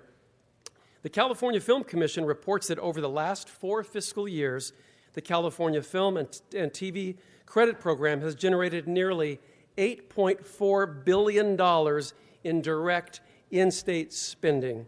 Collectively, productions taking part in the program have hired more than 27,000 cast members, 36,000 crew members, and 558,000 background performers. Additionally, average wages by LA Motion Picture employees increased 47% from 2008 to 2018. 17% of LA County jobs are linked to the film and digital media industries, and California is home to 47% of the film and TV workers in the U.S. And I want to thank Film LA and Paul Audley and his crew for helping to produce this data. It's very, very beneficial to all of us. Now I'd like to introduce, I don't think, is Kevin James able to be here? He had to leave. So Kevin James, Director of the City's Board of Public Works and the Director of the Mayor's Office of Film and Television, had to leave, so he's not able to be here. But Kevin James has been an integral part, he and his office, with our laser focus on supporting the industry here in Los Angeles. So we'd like to thank him. I mentioned earlier Paul Audley. I'd like to recognize and Film LA. Paul Audley is the president of Film LA and a partner in all things local production. So thank you, Paul. Next, Philip Sokolowski of also Film LA is here. Thank you, Philip. Kim Roberts-Hedgepeth, Executive Director, Film Musicians Secondary Markets Fund. Thank you, Kim, always here with us in support. Susan Sprung, Associate National Executive Director, Producers Guild of America. We also have Colleen Bell, Executive Director, California Film Commission. Eric Klosterman, California Film Commission. Ilyan Morden-Kitchevan, Executive Director, SAG-AFTRA, Los Angeles Local. And Ed Duffy, Vice President and Business Manager, Teamsters Local 399. The team of professionals that I just mentioned really form the nucleus of the glue that keeps all of this together for all of us, so they deserve a big round of applause. On behalf of Dick Gutman Associates, which helped to get the Made in Hollywood Honors Program off the ground, I'd also like to recognize Dick Gutman and Rona Menache. I think Rona is here. To speak on behalf of our Made in Hollywood Honors partners, please welcome veteran film location manager Robert Folks, whose work included The West Wing, La La Land, and most recently, Ford versus Ferrari, which we're honoring this morning. Robert is here to say a few words on behalf of our partners. Welcome. Thank you. Thank you, Councilmember O'Farrell. Yes, I was fortunate to work as a location manager and proud Teamster Local 399 member representing my 5,000 Teamster brothers and sisters on what turned out to be the incredible Oscar-nominated film Ford versus Ferrari. A truly thrilling production experience for me from start to the finish line. See, I can do comedy too, right? Yes. And on behalf of the Teamsters and the thousands of below-the-line and above-the-line motion picture industry workers that have forged a successful career in the industry because of the great support from our city, and on behalf of SAG-AFTRA, the California Film Commission, Film LA, the Film Musicians Secondary Markets Fund, and the Producers Guild of America, together with MIHH partner and co-sponsor 1600 Vine, and its managing partner Klein Financial Corporation, who are proud to collaborate with Councilmember O'Farrell on the Made in Hollywood Honors. We are so pleased to be recognized, along with other fantastic Oscar-nominated films that support production in Hollywood and throughout California each and every year. 3 years ago, I was fortunate enough to work as the location manager on another timeless Made in Hollywood Honors classic, La La Land, that received a wonderful salute at 1600 Vine, and also just outside here in the form of gravity-defying dancers, literally up and down the entire side of this building. Both celebrations that I will never forget. So to be back at City Hall again this morning representing another high-quality production where much of it not only takes place in and around Los Angeles, but got to be made in and around Los Angeles, is very special to me. Thank you. Thanks, Robert. Thank you so much, Robert, and thank you to all of our sponsors. Today, our Made in Hollywood Honors celebrates, as I mentioned, 5 Oscar-nominated films produced in Hollywood and the California region, which have been recognized with an Academy Award nomination for Best Motion Picture or Animated Feature. Again, from Ford versus Ferrari, nominated for 4 Oscars, production designer Francois Adoui is here to say a few words. Thank you, Councilman. Thank you. What a pleasure to be here, and what a lot of fun it is to come to a council meeting. I didn't know it would be this fun. It was such an honor to be involved with this film, and we were so lucky to make this movie in Southern California. It was a real Southern California story about Ken Miles and Carroll Shelby. When I started the movie, I thought we were going to go to Atlanta, just like everyone else. That's the sort of the snap-to grid we're living in now. But through the efforts of our producer, Kevin Halloran, and our other producer, Jenno Topping and Jim Mangold, we figured out a way to keep the movie here in Southern California, and I think the movie is so much better for it. And we just I feel like it wouldn't have been the same if it hadn't been shot in Southern California. It was big movie, big old-fashioned Hollywood production. We built, I think, the largest single structure set in the last 25 years out in Agua Dulce at the airport there. And it was just an incredible opportunity to showcase the city and showcase this story in a special way. And thank you again for supporting the film industry. Thank you. Thank you, Francois. Thank you. Thank you so much. And from Marriage Story, nominated for 6 Academy Awards, location manager Dave Conway. I thank you. It's an honor to be here. I've been working as a location manager here in Los Angeles for 20 years, and I truly believe that right now is one of the best times for film in Los Angeles. We had a wonderful experience working on Marriage Story, doing kind of a pseudo fairy tale here in Los Angeles. And on behalf of Netflix and myself and all the crew members in town, thank you very much for all the support in making this such a great place to film and work. Thank you. Thank you. Francois, there's yours. Thank you so much. It may not be an Academy Award, but it's a City of Los Angeles certificate. All right. From Once Upon a Time in Hollywood, nominated for 10 Academy Awards. Oscar-nominated producer Shannon McIntosh and her assistant Ryan Yeager. All right, well, no one told us we had to follow Lunel, Eddie, and Tiffany, so we'll try and be entertaining. I think we lost most of the audience anyway. But thank you so much for having us here. I actually didn't know either we're going to be at a city council meeting. So this is wonderful, phenomenal, and a new experience, so thank you. When I first read Quentin's script 3 years ago, probably about a week ago, what really struck me is it was called we didn't really have a title then, but it ultimately became Once Upon a Time in Hollywood. When you read the script, and what jumped off the page is that we have to shoot this in Los Angeles, in and around Los Angeles. And what's fantastic is that with our line producer, we worked out a way with California that we qualified to get the tax incentive. We were able to have enough job ratios. But even with what we just saw prior here, there are movies that don't qualify because they don't have enough job ratios, because they are lower budget. So I think we still have to fight to keep more runaway productions in Hollywood, in California, because this is where we all live. We chose to live here. What's great about Quentin's movie is we were able to bring to life his childhood with Hollywood Boulevard, with Westwood, with Riverside Drive. Things looked enough the same that we could be in the actual locations that he wrote, and we just had to redecorate to take it back to 1969, and we could do that. It's crazy that it feels like a luxury to be able to stay home to make a movie, but it did feel like a luxury because for the most part, many people are leaving to go to places like Atlanta. I grew up in Atlanta. I love Atlanta. I don't want to go back to Atlanta. I've lived here for 22 years. And for people in studios to always say, well, you're going to have to go shoot that in Atlanta or New Orleans. I don't want to do that. I want to stay here where my children are in school. I want our crew, our location managers, our people to be able to stay at home with their families. So I think we all have to keep fighting to do those things, whether we're Oscar-nominated, smaller movies, whether we're television productions.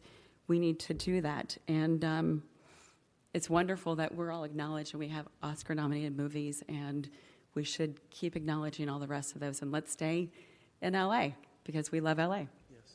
Thank you. Here you go. Shannon, for you. Thank you. Piece of paper too. Thank you, Shannon.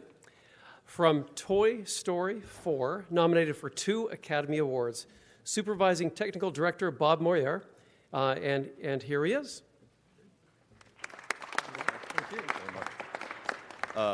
So I am Bob Moyer from Pixar Animation Studios, and I was the supervising technical director on Toy Story 4, which is a fancy way of saying chief nerd. So from all of us at Pixar Animation Studios, I want to thank the Los Angeles City Council, Councilmember O'Farrell, and Mayor Garcetti for this wonderful Made in Hollywood honor.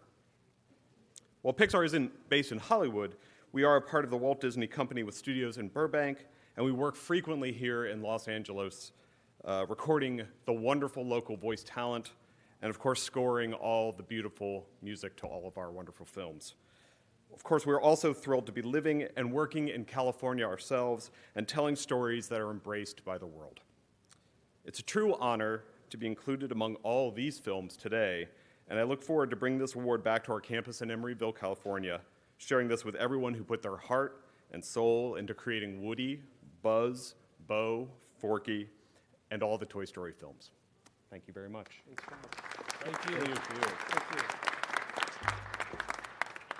Thank you, Bob. And lastly, we would like to acknowledge How to Train Your Dragon, The Hidden World, also nominated for Best Animated Feature.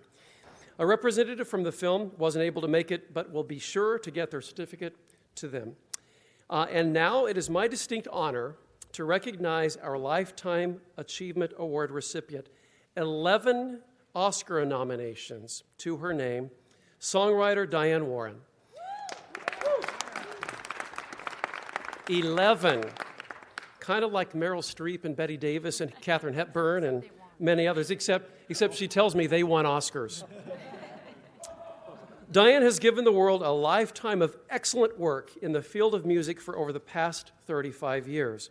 Diane Warren was born in Van Nuys, where, at a young age, she knew that writing music was the career she would pursue in life. After graduating CSUN, Diane went on to write... Oh, okay, she did attend CSUN. We'll leave it at that. She proceeded to write hit after hit that has proven to transcend generations. And if you look at her list of Grammy-winning songwriters, it's in the many, many multiple dozens of hit makers.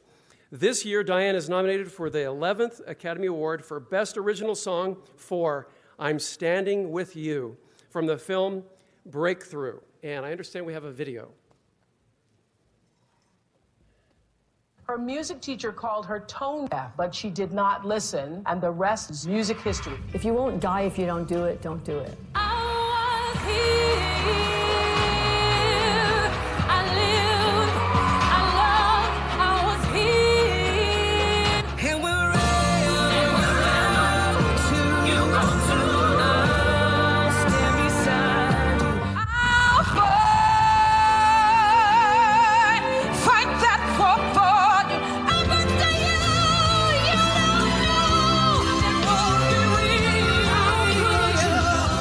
It's just insanely talented. I thought she's just insane.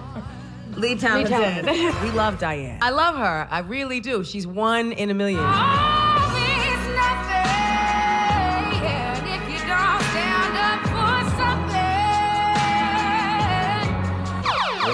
This woman, a hit-writing machine. Kathy. Who is Warren? Diane Warren, yeah.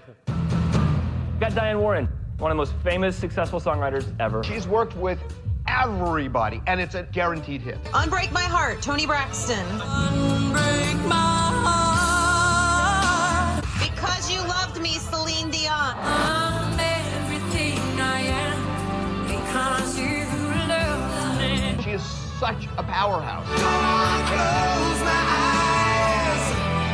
Don't wanna fall asleep. How Do I Live, Leanne Rimes. She's unbelievable. Of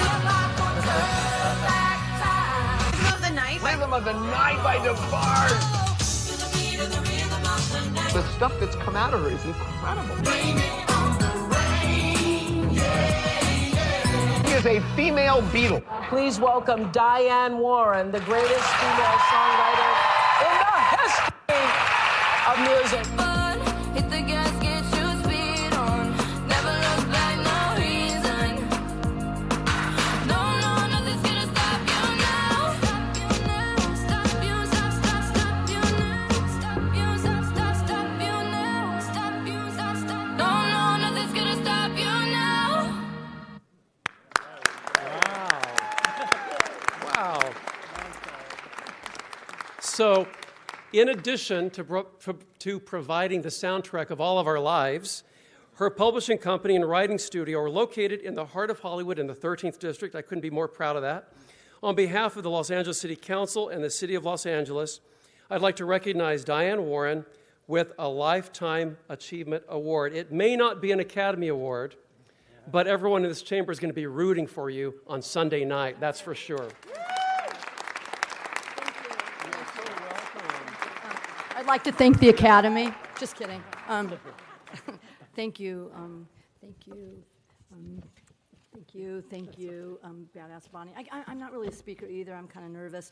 But I have one question. Does this mean no more parking tickets or jury duty? I'll work on it. Okay, thanks. I'm Los Angeles made, and I've never lived anywhere else. I would never, ever live anywhere else.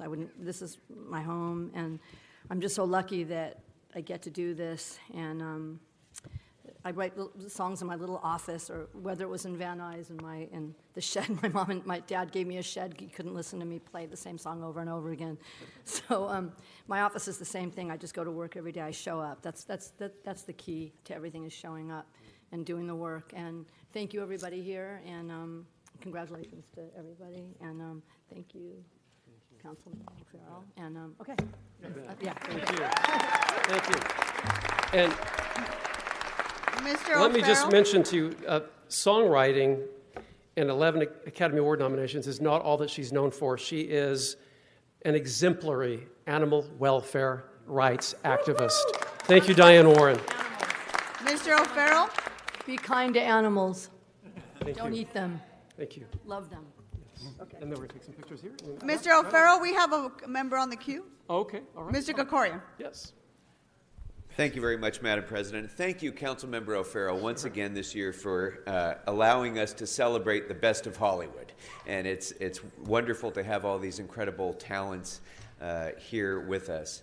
And I also want to thank all of you for making that decision to shoot in Los Angeles. This is, your industry is our heritage industry.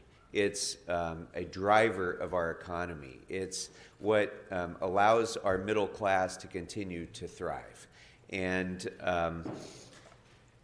when I was in the state legislature, I was the author of the earlier version, the first version of the California Film and Television Production Tax Incentive, the one that opened the door.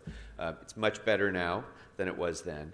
But that took a fight of decades.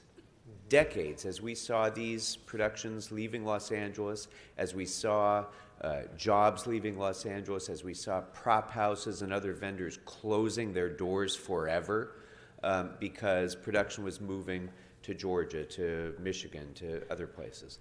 And you making the decision to stay here, with or without the tax incentive, making that decision is sometimes a hard one that takes a fight with suits before you're allowed to do that.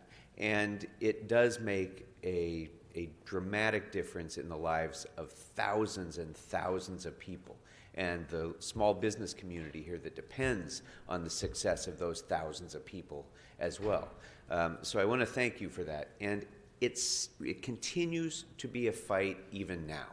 And I'm so glad, Mr. O'Farrell, that you recognize a Valley girl, Diane Warren, with the Lifetime Achievement Award, Van Nuys native. And the fact that her life has been such an example of what this industry can provide for a young girl growing up in Van Nuys to A become young juvenile delinquent. well, we won't get into that. But to have the life that you've led because of this industry, and yet our very hometown newspaper in the Valley just a few weeks ago editorialized against the California Film and Television Production Tax Incentive and said this is a giveaway of money to this industry, is outrageous and misguided and fundamentally misunderstands that this tax incentive produces good middle-class jobs. Steven Spielberg doesn't care where the production takes place, doesn't benefit one way or the other, whether it's in Los Angeles or in Canada. But the grip does, the electrician does, the carpenter does, the hairstylist does, the musician here does. Those people don't work if production leaves Los Angeles. That's right. And that's why it's so important that you stay here. And so I want to thank you all very, very much for making this decision. Congratulations on your incredible successes, and good luck at the Oscars. Yes.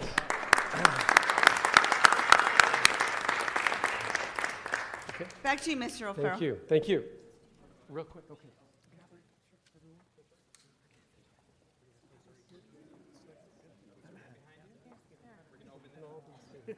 Yeah. Oh, yeah. All the signs can be up front.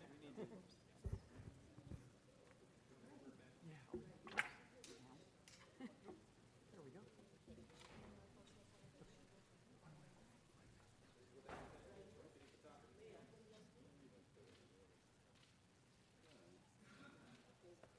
Okay.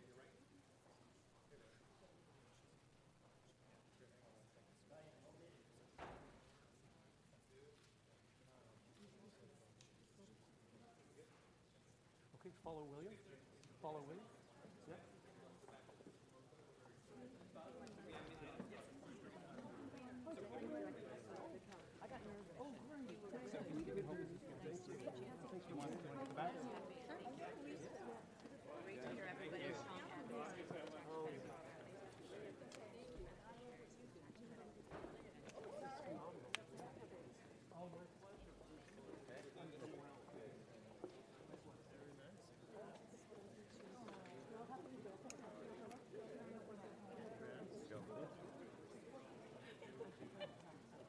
Thank you, Mr. O'Farrell, for recognizing the importance of keeping production here in Los Angeles. Let's give him another round of applause. I, for one, can tell you Once Upon a Time in Hollywood was filmed in my neighborhood in San Pedro. Okay, Madam Clerk, item Mr. 30. President, for the record, for item 30, the amending motion and ordinance has been posted and circulated for council's consideration. Okay, let's go to public comment on item 30. Is there Myra Todd? Myra Todd, please come forward. How about a Patricia McAllister on item 30? Oh, Myra, is that you? Yes. Come on. Good afternoon. Good afternoon. Go ahead, ma'am. I'm here just supporting Mrs. Nuri Martinez, I'm sorry, for the proposal that we are refusing jail for children. And I believe not supposed to be jail for kids. The kids supposed to be free. The kids supposed to be in the schools. The kids supposed to be on the parks. And I know today the president is going to be talking about the city, but I think the president should be talking about the love for children and no jails for kids. And I'm here to supporting no jails for children. And we're going to keep fighting no matter what. Thank you, ma'am. Thank you. Patricia McAllister, please come forward, followed by Lynn Moses. Number 30 is about this city council does not want to detain illegal alien children that are being smuggled into California for prostitution. That's what this is about. You want a moratorium on the issue of permits to build these detention centers for these children. These children need to be closed in some sort of shelters, and you want to call them prisons, you can call them that if you want to, but they have no business in this country. So what these illegal aliens are doing, they're smuggling in these children, and they're being prostituted. Okay, many of them are having their organs harvested to Israel. Israel is the organ harvesting nation of the world. So we don't need this. Now, if these legals think they want to bring, and many of these children, not even their children, they've done DNA tests. These people bringing in these children, they've done the DNA test, they have no relation to the adult who's bringing them in. So it's nothing but child prostitution. We need to get them in some kind of shelter or whatever you want to call it, detention center, and take the DNA and deport them right back to where they came from. They're not going to become citizens in this country. Here, Lynn Moses. Don't see Lynn Moses here. Is there Mariana Magana? Welcome. Good morning, council members. Thank you for the opportunity to speak today. My name is Mariana Magana. I'm here with CHIRLA, the Coalition for Humane Immigrant Rights. Thank you once again for bringing up this matter, and thanks to the City Attorney and Department of Planning for a quick turnaround on this. As we move forward, we simply want to flag that the federal government has largely been undermining state efforts such as SB 29 and AB 32. And through GEO, they encouraged the City of Adelanto to withdraw from their intergovernmental contract in order to expand. And therefore, before AB 32 went into implementation, the feds also renewed a 15-year contract with GEO. Therefore, today, I wanted to use this opportunity just to flag that as we move this matter forward, we really dive into any potential loopholes within the permanent city ordinance. We're happy to follow up and share any additional patterns that we have seen coming from ICE and additional federal partners, and we are here to support this item and urge the council to support. Thank you. Thank you. Wayne, please come forward.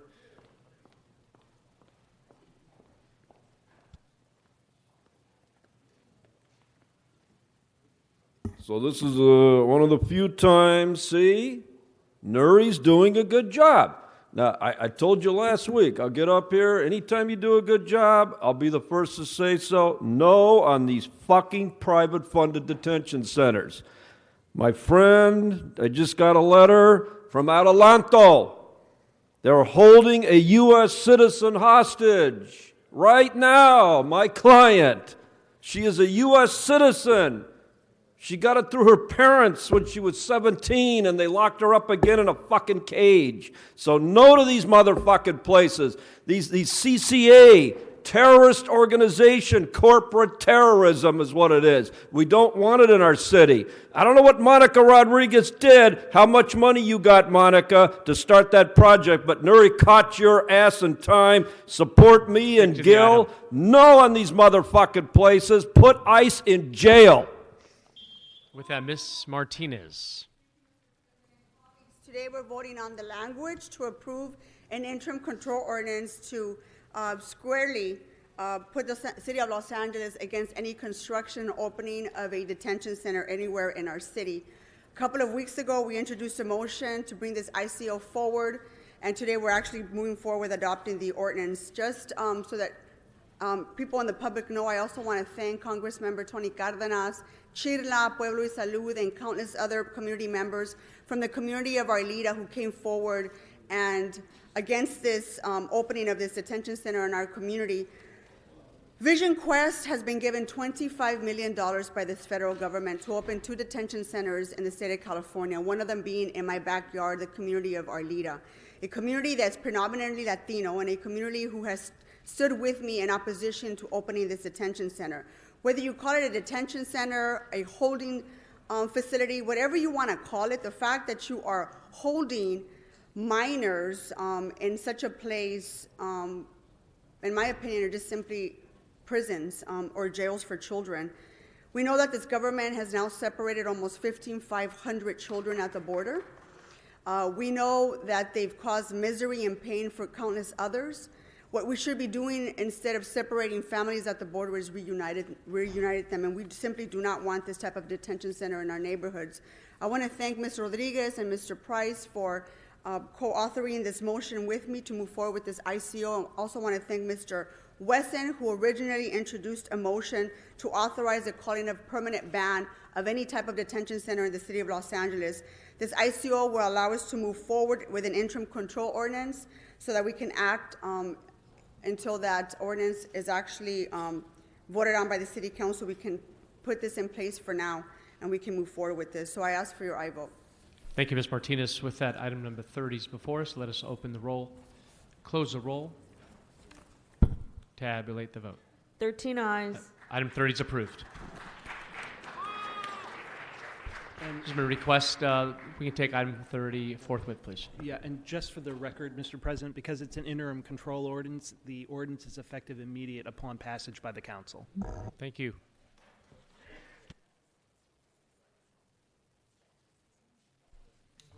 Okay, let's now turn to members of the public who pulled multiple items.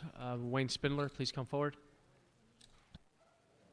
2 minutes for Wayne.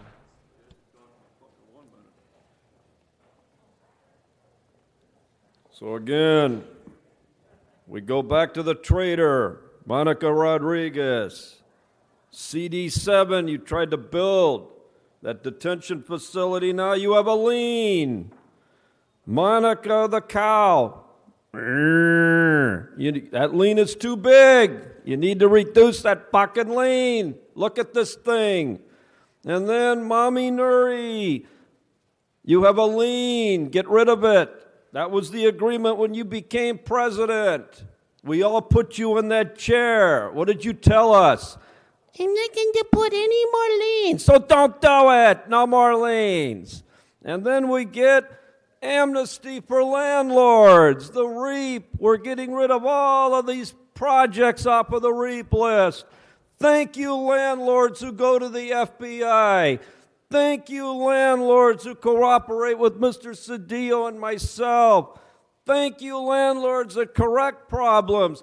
Thank you, landlords that fix leaky toilets. You're getting off a REAP.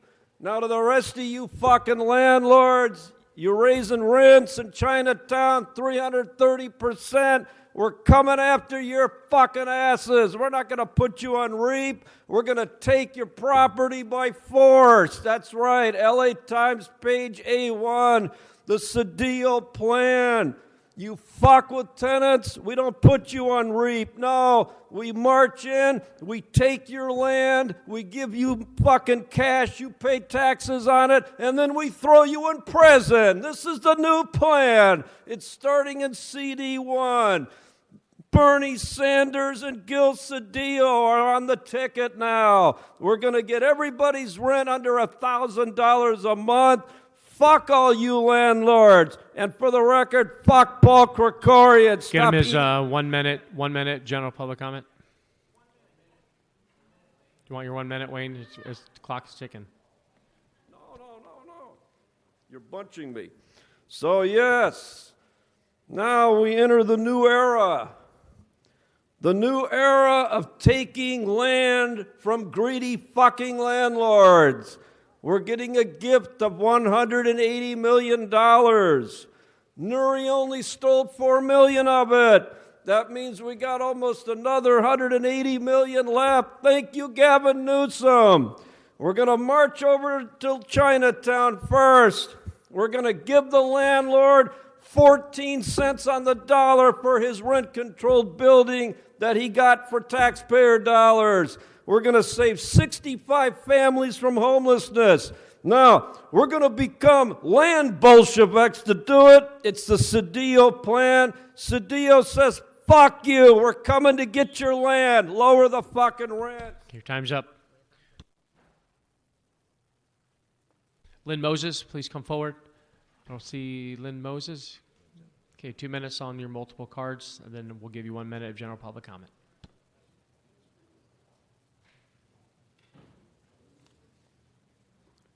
Thank you, sir. Herb Wesson was right. The film industry was saved by black people. He called it blaxploitation. Correctly, it was black exploitation, and it was at our expense.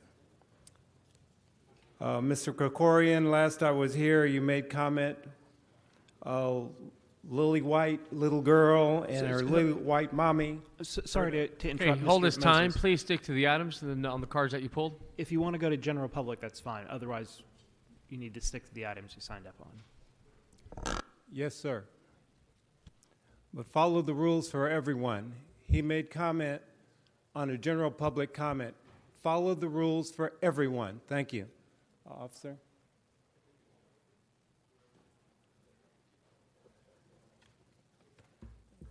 And why aren't you outraged by this, Mr. Krikorian, this police brutality?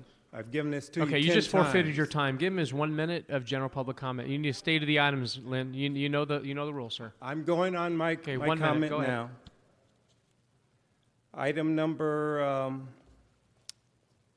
39, 44, and 45. You're on your general public comment. No, I'm talking about the items. $26,800,000 for item number 39. This is out of HHH funds. 12 million. That's for 45 units. That's $594,000 per unit. I hope the public's listening. Per unit, we're being ripped off. HHH funds, you people know it. $35 million for item 44 for 63 units. That's $555,000 per unit. They could be built for $40,000 apiece. The public's being ripped off and it's going into the city coffers. Thank you. Patricia McAllister, please come forward. 2 minutes of the multiple cards, and then we'll give you your 1 minute general public comment. Okay, thank you. Let's go to 36. You won $375,000 from a developer who the city gave a contract to. This is a slick way to get kickbacks. Now, he's developing something at 100 Universal City Plaza, this company called NBC Universal. Now, they're the developer, and you're getting a kickback of $375,000. And here's another kickback. Who's our?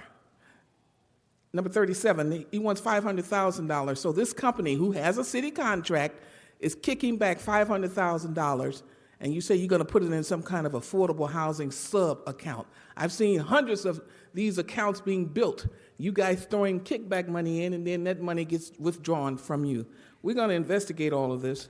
38, we need receipts. You want $750,000 to fix a sidewalk. I'm going to start requesting receipts.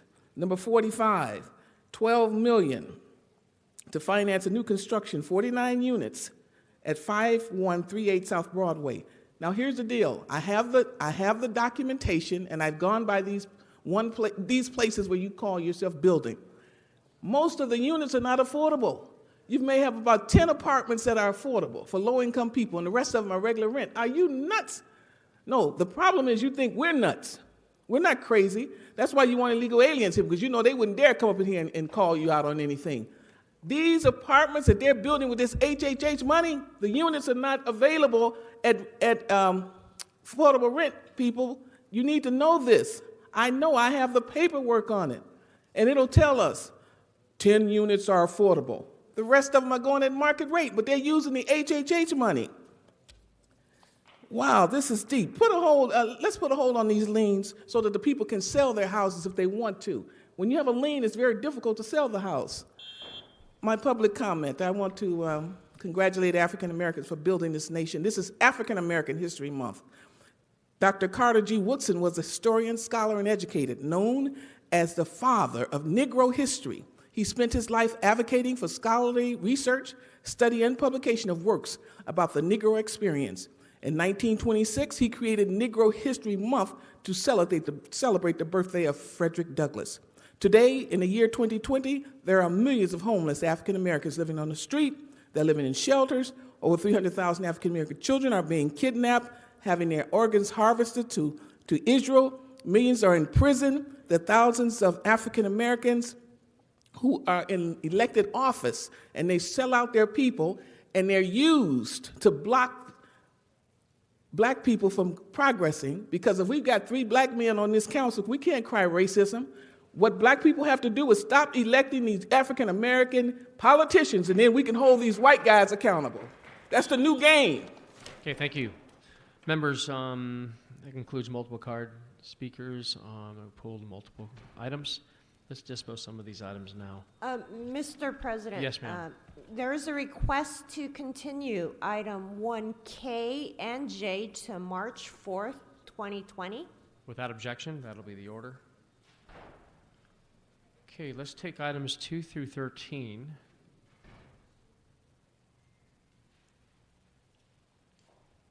Let us open the roll, close the roll, tabulate the vote. 11 ayes. Those are approved. Let's now take items 31 through 37. Yes, 31 through 37. Let us open the roll on those items.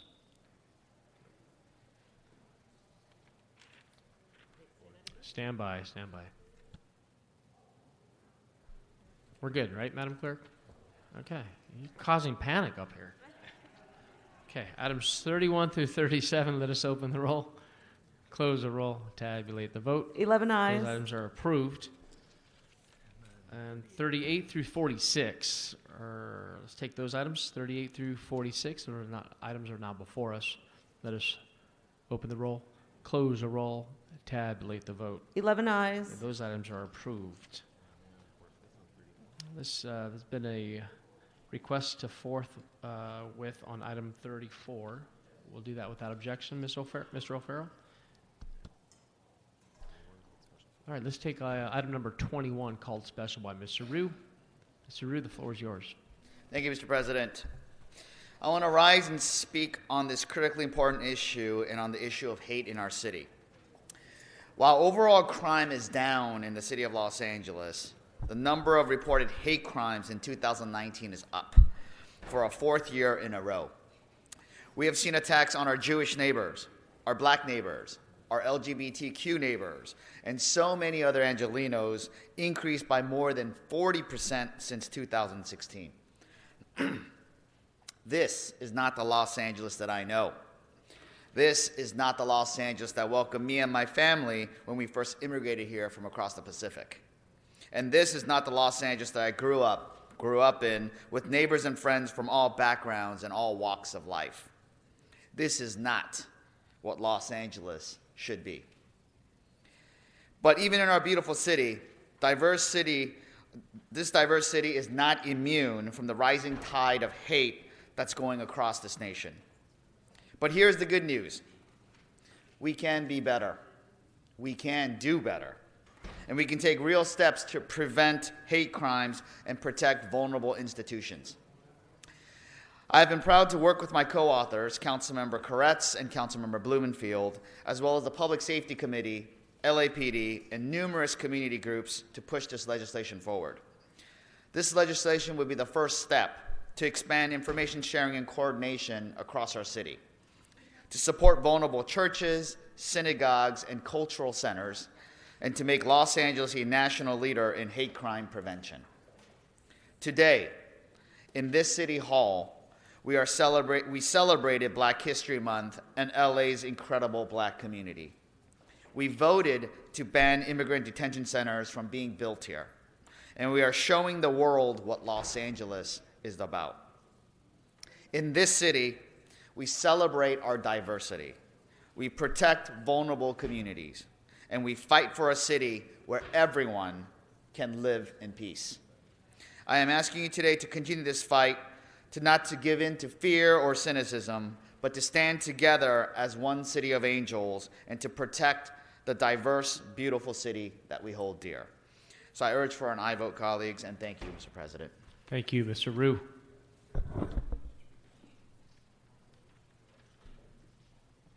Okay, with that, let us open the roll on 21, close the roll, tabulate the vote. 13 ayes. It's approved. Next item number 23. Let's take item 23 is now before us, called special by Mr. Krikorian. Thank you very much, Mr. President. This, I think, is an important step for us to take in ensuring that we're able to protect potentially historic buildings from destruction. The concern that I have is that in many of our districts, buildings awaiting demolition that have already been permitted for demolition have become problem areas where homeless encamp, where often resulting in fires and other sort of blighting conditions. And by extending this notice period for 60 days, I'm concerned that we'll be increasing the length of that blighting condition. So I'd like to ask staff to just come on up for a minute and speak to that.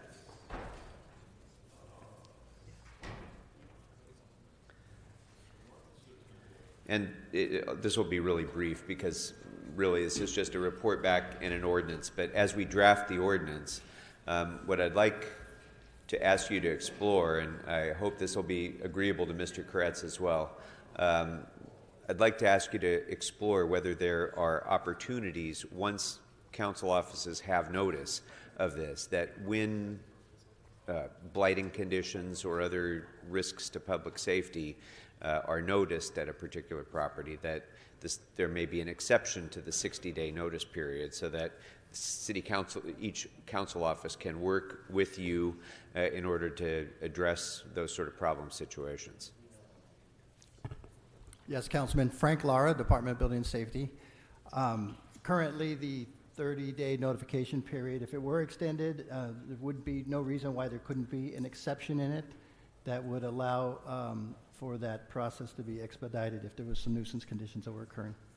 Okay. If that's the case, then, Mr. Koretz, if that is acceptable to you, I'd ask that we try to include language to that effect in the proposed ordinance when it comes back so that council offices have the advance notice, but we're still able to deal with problem situations as they come up. Mr. Koretz, hold on. Wayne Spindler, you're disrupting this meeting. That's your last warning. Okay? Go ahead, Mr. Koretz. I think I missed part of it. Could you describe the circumstance Sure. under which you're suggesting? Sure. I can give you many specific examples from my own district. I'm sure everybody else has dealt with this situation where a building that is proposed for demolition is permitted for demolition, sits fenced for an extended period of time. Squatters move in. Sometimes there's fires, criminal activity, graffiti, other blighting circumstances. And I've been in the position, and I'm sure probably some of you have also been in the position, where we're calling to try to get the developer to hurry up and demolish the building so that we get rid of that blighted situation. So the advance notice, the extended notice, gives us a better opportunity to evaluate historical preservation considerations. But I just want to make sure that it doesn't also handcuff us from being able to deal with problem situations for an additional 30 days beyond what we currently have. Yeah, I'm not sure exactly how to do that. If you can figure out a way, I've had that exact same circumstance, ironically, in my neighborhood, and we literally had to beg the developer to demolish a building, which originally we looked at as possibly historic. It clearly wasn't with some research. And then it just became a place for people to squat, and in one case for people to jump out of the apartment and harass passersby.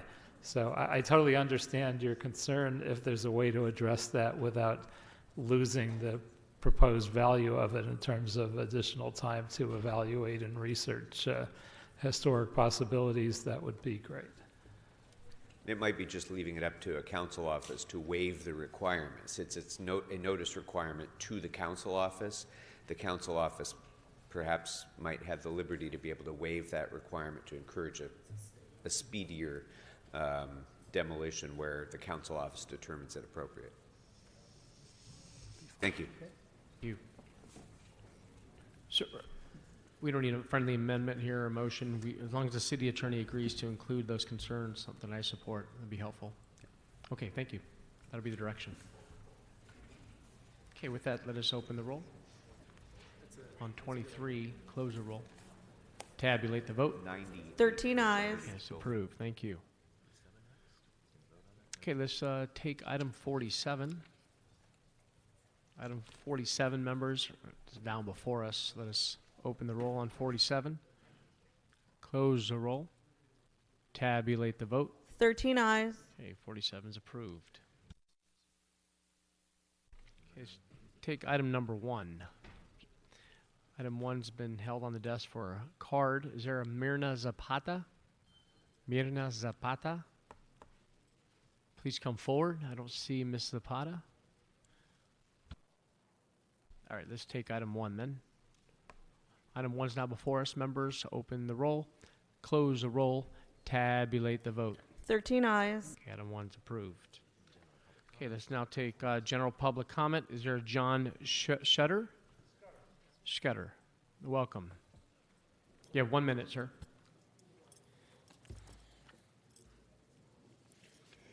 John Scudder, for the record, United States Marine Corps veteran.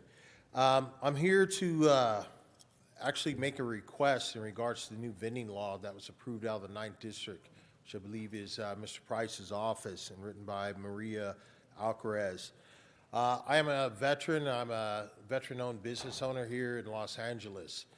There's a new requirement for what's considered the new vending permit process, which there are 4 very strict requirements.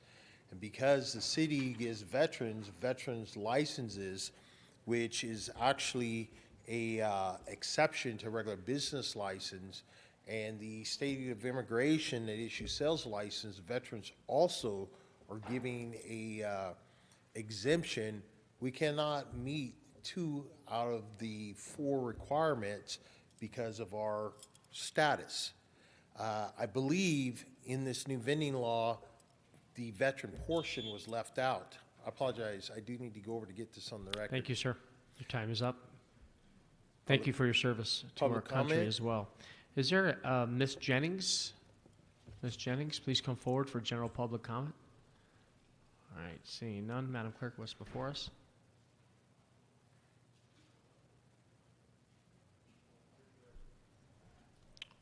Madam Clerk? Council has motions for posting and referral. Okay, they're posted and referred. That clears the desk, sir. Thank you. Any announcements, members? Announcements?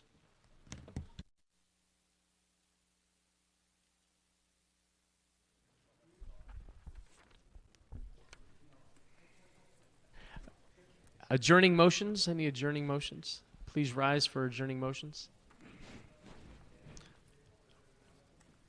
Mr. Weezer? Thank you, Mr. President. Colleagues, I ask that we adjourn in memory of Vivian Leigh Fitzgerald.